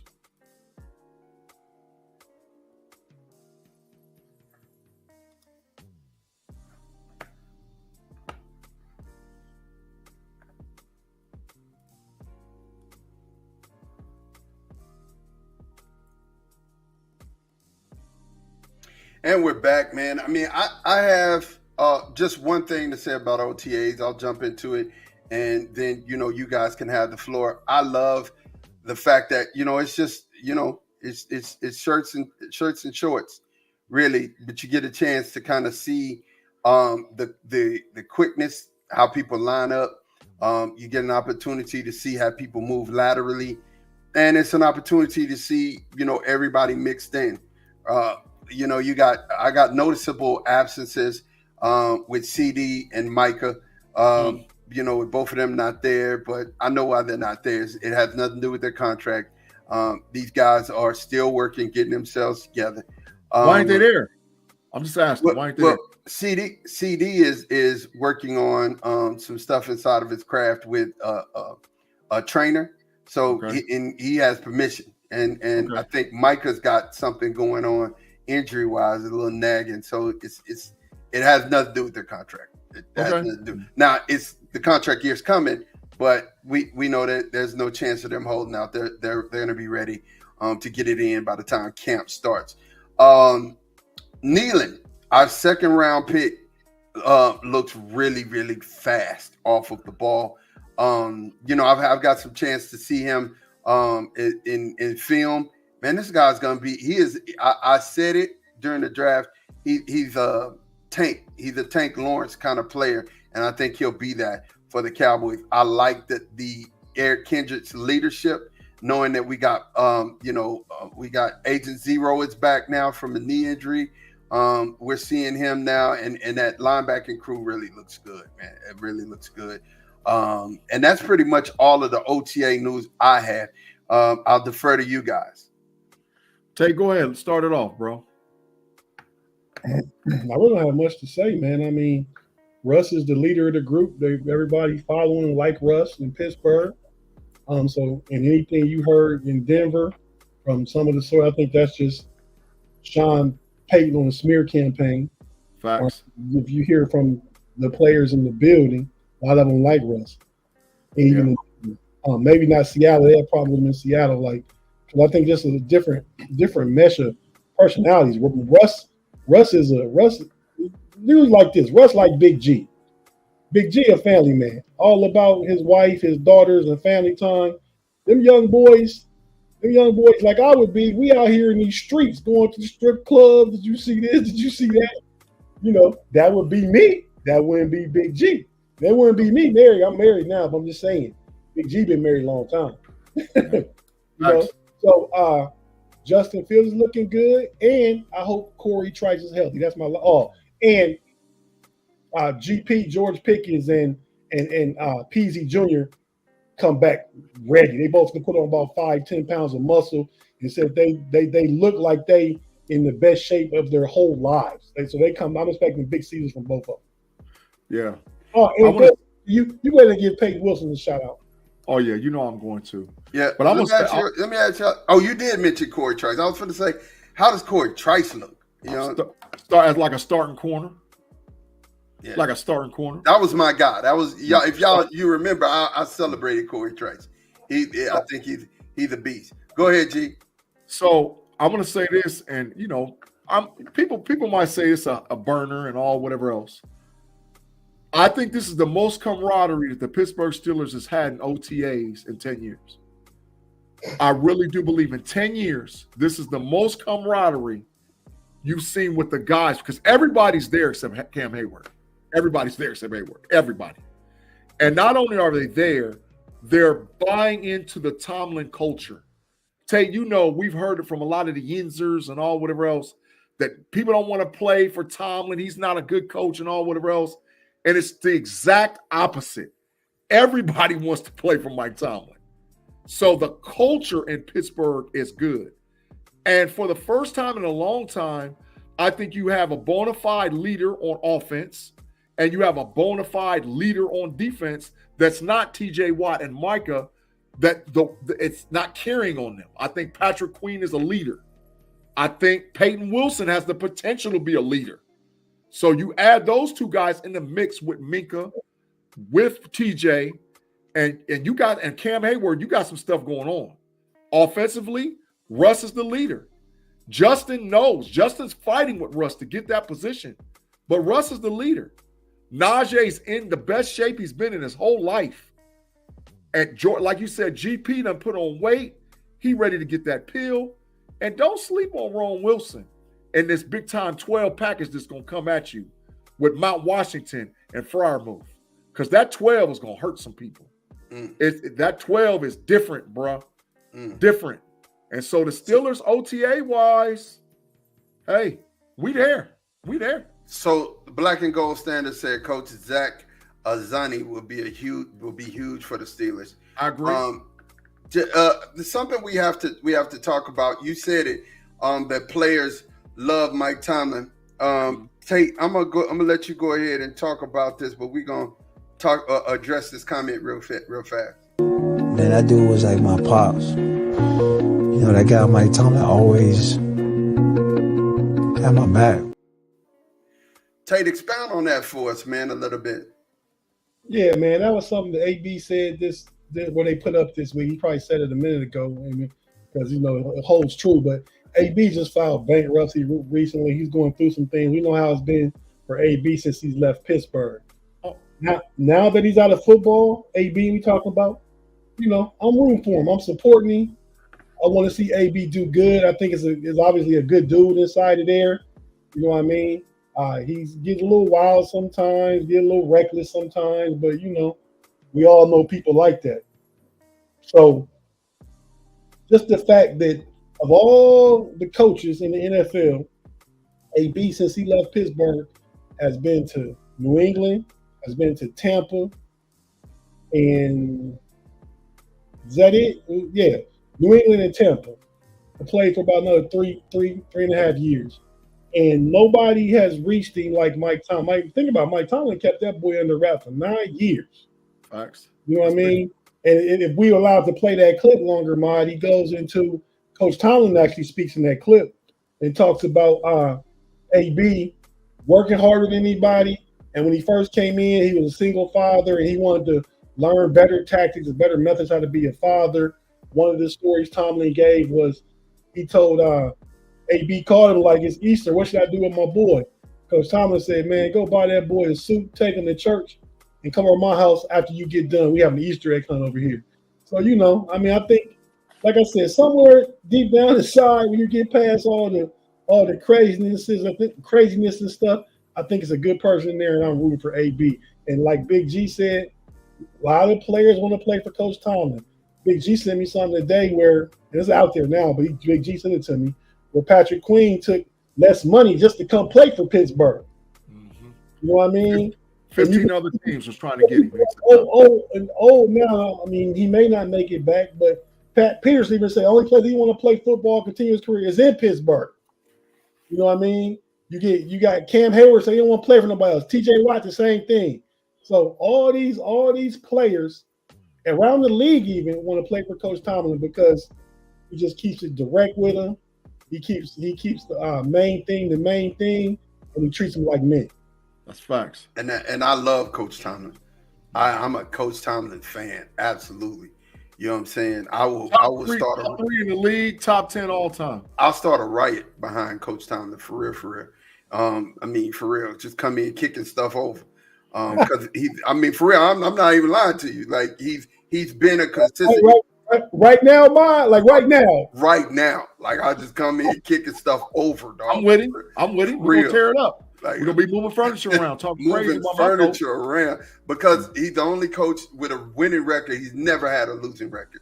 So you don't know what it is to lose. Yeah, you don't know what it is. And then not only that, he knows the culture. He's connecting with men. And shoot, I'm gonna tell you something. When it comes down to AB, mental health is wealth, man. I mean, a lot of times as men, we don't get the correct diagnosis that we need because, they expect us all to be strong. Man, just be strong. Go out there and do what don't cry. Don't do this. You know what I'm saying? Men need someone and somewhere to talk to. And a lot of times, because you're a high profile person, you don't get that type of care. And I'm rooting for AB too, man. I'm rooting for AB too. Put that Rod Lightfoot comment up there, bro, where he was talking about some corner time earlier. Up there, up, it's above there. Rob Lightfoot. Let's see. He said corner time, Dan Moore will start at left tackle this year. Rob, how many games you talking about? Uh-oh. How many games? Because it better not be more than one.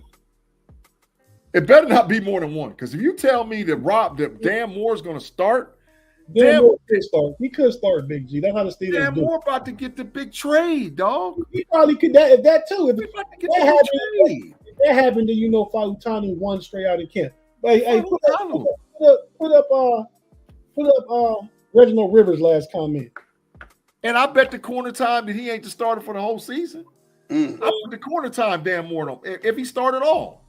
That comment by Reginald Rivers is some truth to it, but I'll just say this: that's the opposite effect of the Caitlin Clark effect.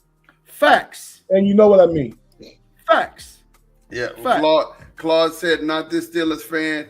Afton said, "Not this Steelers fan," and not this Cowboys fan. I am a big fan. I'm a big fan of Mike Tomlin. I'm telling you, I will come in kicking stuff over, knocking those down. H-Town saying, I'm coming in knocking those down. That's happening. I got the corner time with Lightfoot, bro. I got Dan Moore ain't starting. No, bro. Not the whole season. I promise you he ain't. He's out of there, bro. Well, listen, you guys. He might be traded. Listen, you guys, we want to get to our parting shots. Definitely, I want to make sure that we, have time to kind of unpack these parting shots. We're going to start with Big G, man. Talk to me, man. Give me your parting shot. Hey, man, parting shot is this. And I want y'all to please come on. My boy Andy P, man, he got dang on strep throat after he come back. That's why we couldn't go on live on the Level Up podcast on last week, man. He had strep throat. He was actually in the hospital, man. So he's at home. I talked to him yesterday. We had to scrap our entire plan for tomorrow for the Level Up podcast at 6 p.m. That'll be live on YouTube because we didn't get a chance to get to it on the KnoItAllz, but we're going to take almost the whole hour tomorrow to unpack this massive lawsuit that was paid out by the NC2A of $2.4 billion, and that there's going to have $21 million annually paid to the top 5 super conference teams for football and other NCAA sports. And we're going to talk about the impact with that with the NC2A because both me and Andy both agree that the NC2A is cooked. It's over. And we're going to have a lot to say about this. And they're going to make payments with this $2.4 billion all the way back to 2016. So guys that played college football from 2016 to now is going to get a check. And every Power 5 school is going to have $21 million added to their revenue every year. So are they student athletes anymore? Are they athlete students? I mean, this subject is going to be at least 45 minutes tomorrow. Texas, Ohio State, and Michigan don't really need it, but we'll take it. You know what I'm saying? But tomorrow on the Level Up, man, at 6 p.m., please make sure you check us out because I'm telling you, it's like I said, we're planning on because we only got 11 Saturdays and counting now to the kickoff of college football season, which is going to go so fast. We're going to start with conference previews. But when that lawsuit money broke and that story broke, man, me and Andy have been talking back and forth. And we scrapped our whole plan just to take a whole show to talk about where this thing started and where it's going concerning with the NC2A. Well, and just to kind of add to your parting shot, bro, it's good. It's a business now. So I think that in order for this to get back leveled up, like the name of your show, the government is going to have to step in. The government's going to have to step in. But it's the Wild Wild West, and it's wilder than it's ever been before. Afton said her parting shot, take a moment to remember the reason that we can barbecue this weekend. Freedom isn't free. Freedom isn't free. It costs a heavy in fee. You know what I'm saying? I say that all the time, Afton. And I got that from that little Toy Soldiers movie. It said freedom isn't free. It costs a heavy fee. You know what I'm saying? Memorial Day is for us celebrating that some of us didn't come home. Yeah. Some of us lost family members and friends and loved ones. Yeah, so that's what it's for. So we're able to barbecue and have big fun because somebody didn't come home. Absolutely. Yes, sir. Tate, we ready, man. Your parting shots. Give me cues. Yeah, man. First, I just want to say I definitely agree with everybody's sentiment right there, and shout out to all the people that serve. We all have family. They're no longer here to serve, whether they die serving or die after they serve. They serve. So we honor all those people. Even the people right now. Like I said, I have a sister. My sister's over in Germany right now. She's been gone since February. Won't be back till August, away from her family and stuff like that. I have another sister that lives in Pittsburgh. My youngest sister, she served. So I mean, I got uncles, uncle that's still alive that served in Vietnam and stuff. So yeah, shout out to everybody that served and honor those that are no longer with us. But the last thing I want to talk about real quick, Mod, it's that time of year, man. The Olympics is coming up soon. In July. Right now, our track and field stars are that is starting the Star Athletic Group. My brother-in-law Dennis Mitchell's team. Sha'Carri Richardson, T. Terry, Melissa Jefferson, Kyrie King, Kung Fu Kenny Bednarik, and the guy on the end is Aaron Brown, the Canadian runner. I believe he won silver in the last Olympics, but he works out with this group, and Dennis Mitchell's his coach too, even though he's in Canada. So, Bon, go ahead and play the little video. Gotcha. And we keep an eye on the middle of the track, but it's Julian Alfred now with the lead. But here comes Sha'Carri Richardson. World champion takes down the field at 10:83 for Sha'Carri Richardson. Bednarik didn't respond as well as he would have liked to the gun, but he had lane choice, and he chose this lane, and he will come off the turn with a lead. Into the final stretch, Kung Fu Kenny trying to hold off the rest of the field. Kyrie King on the outside, but it's going to be Bednarik solidly to the line. That 1967 has set the... And Devin Charlton, a nice start in 3, but Marshall also moving alongside here, and then out wide, that's Samba Mayela, as she's trying to hold off the field, and JCQ leaning there at the end into a little bit of a headwind, so the winds have shifted here a little bit, but that was a close finish for the top hurdler. The Xfinity Women's 100 meters from LA.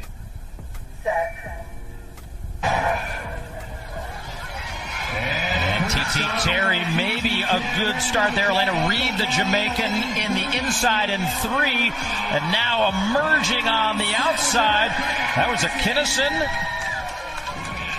and Melissa Jefferson both closing quickly. And Jefferson is going to get the victory here at 11:27, 1/100th of a second ahead of a Kinnison. So, yeah, so those are just some of the athletes on the Star Athletic team group, and they're getting ready to serve us too. Not like serving in the military, but serving our country and trying to bring us honor and win us medals in different events they've been doing for the past 100 years or more. Just some of the athletes, so you know the names when you hear them.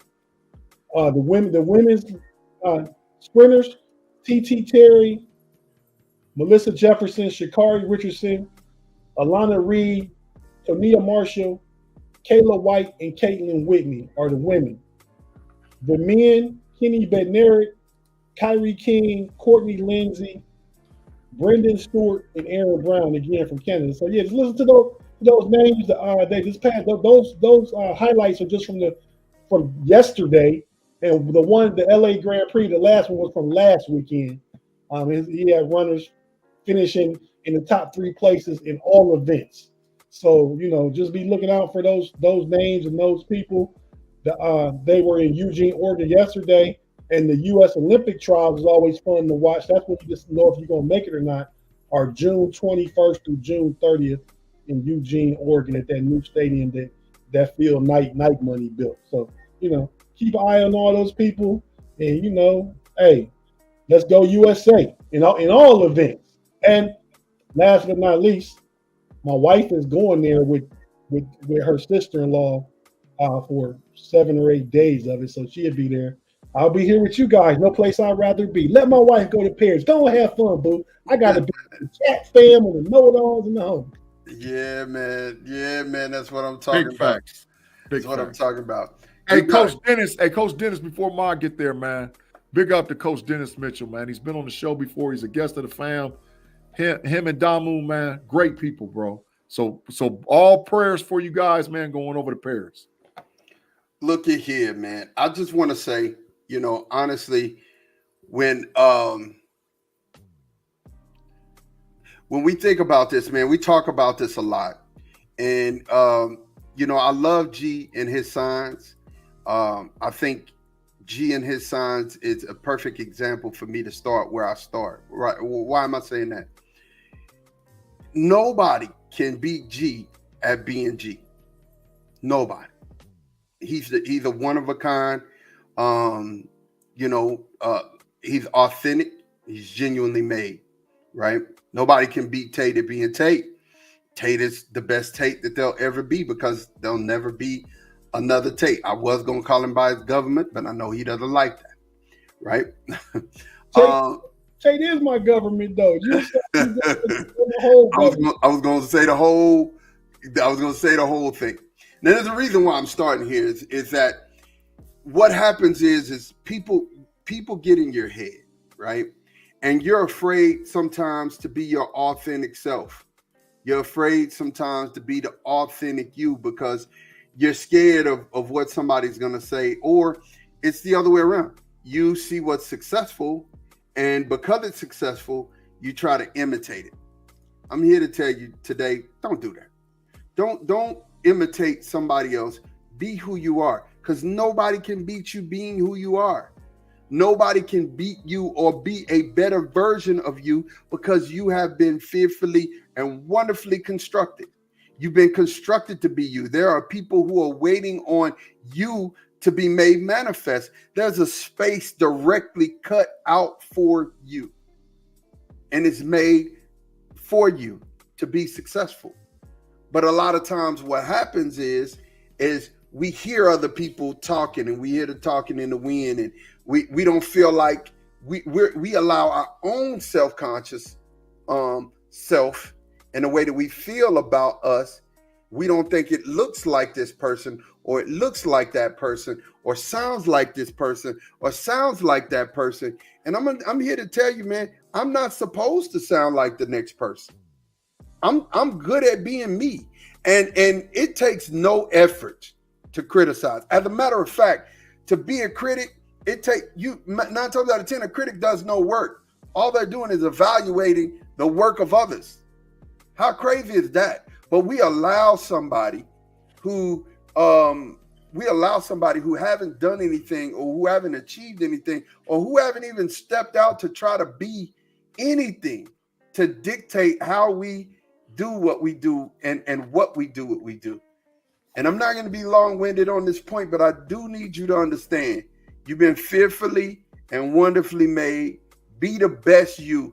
Be the best version of you in this season. And don't listen to the haters, man. Shake them haters off. I'm reminded of an old H-Town song. Where them haters at? Where them haters at? Man, because when them haters are there, guess what? That's your motivation. That's your fuel. Let it be your fuel. Let it be your motivation to be the best you, to make manifest the best you, to silence the haters and the naysayers. Because I don't care what you say. The KnoItAllz is one of the best podcasts available right now. So it is what it is. I ain't comparing myself to all the smoke. I'm not comparing myself to Ryan and Fred and all of them. The pivot. I'm not comparing myself to them. Those are great. They great. And guess what? I love what they do. But can't nobody beat us being us. And we're going to continue to be us, and you continue to be you. That's Mod's Moments, man. We getting ready to get out of here, man. Is there anything else you guys got to say? Yeah, man, real quick. You want to go, Big G? Now, real quick, man, I really appreciate it, man. I respect what you do, because I'm unlike you, and, you know, much shout out and praise to you. I don't make it to church every Sunday no more. So when I hear you, I feel like I got a piece of church. You know what I mean? Big facts. I do, and I appreciate it. So, and just to elaborate on what you said, the only competition is with yourself. When you get up in the morning, look in the mirror, look at yourself, and say, "I'm gonna be a better self today than I was yesterday." And if we all do that, we all putting forward that foot with our best self that we can be. I appreciate you, Mom. Yes, sir. Thank you very much. I appreciate it. G, you got something you say before we get up out of here? I'm gonna let my sign speak for me, bro. Let's go. Go Bucks. Look, man, make sure that before you get off of here, make sure that you like and subscribe. Like us on Facebook, subscribe on YouTube and Twitch so that when we go live, you'll definitely get those messages and indications. Man, this is the end of the show. We're about to get it in and go watch this Dallas Mavericks game. Everybody, we appreciate you guys for rocking with us and staying in the chat. But we are out of here, and we'll talk to you guys later, man. Peace.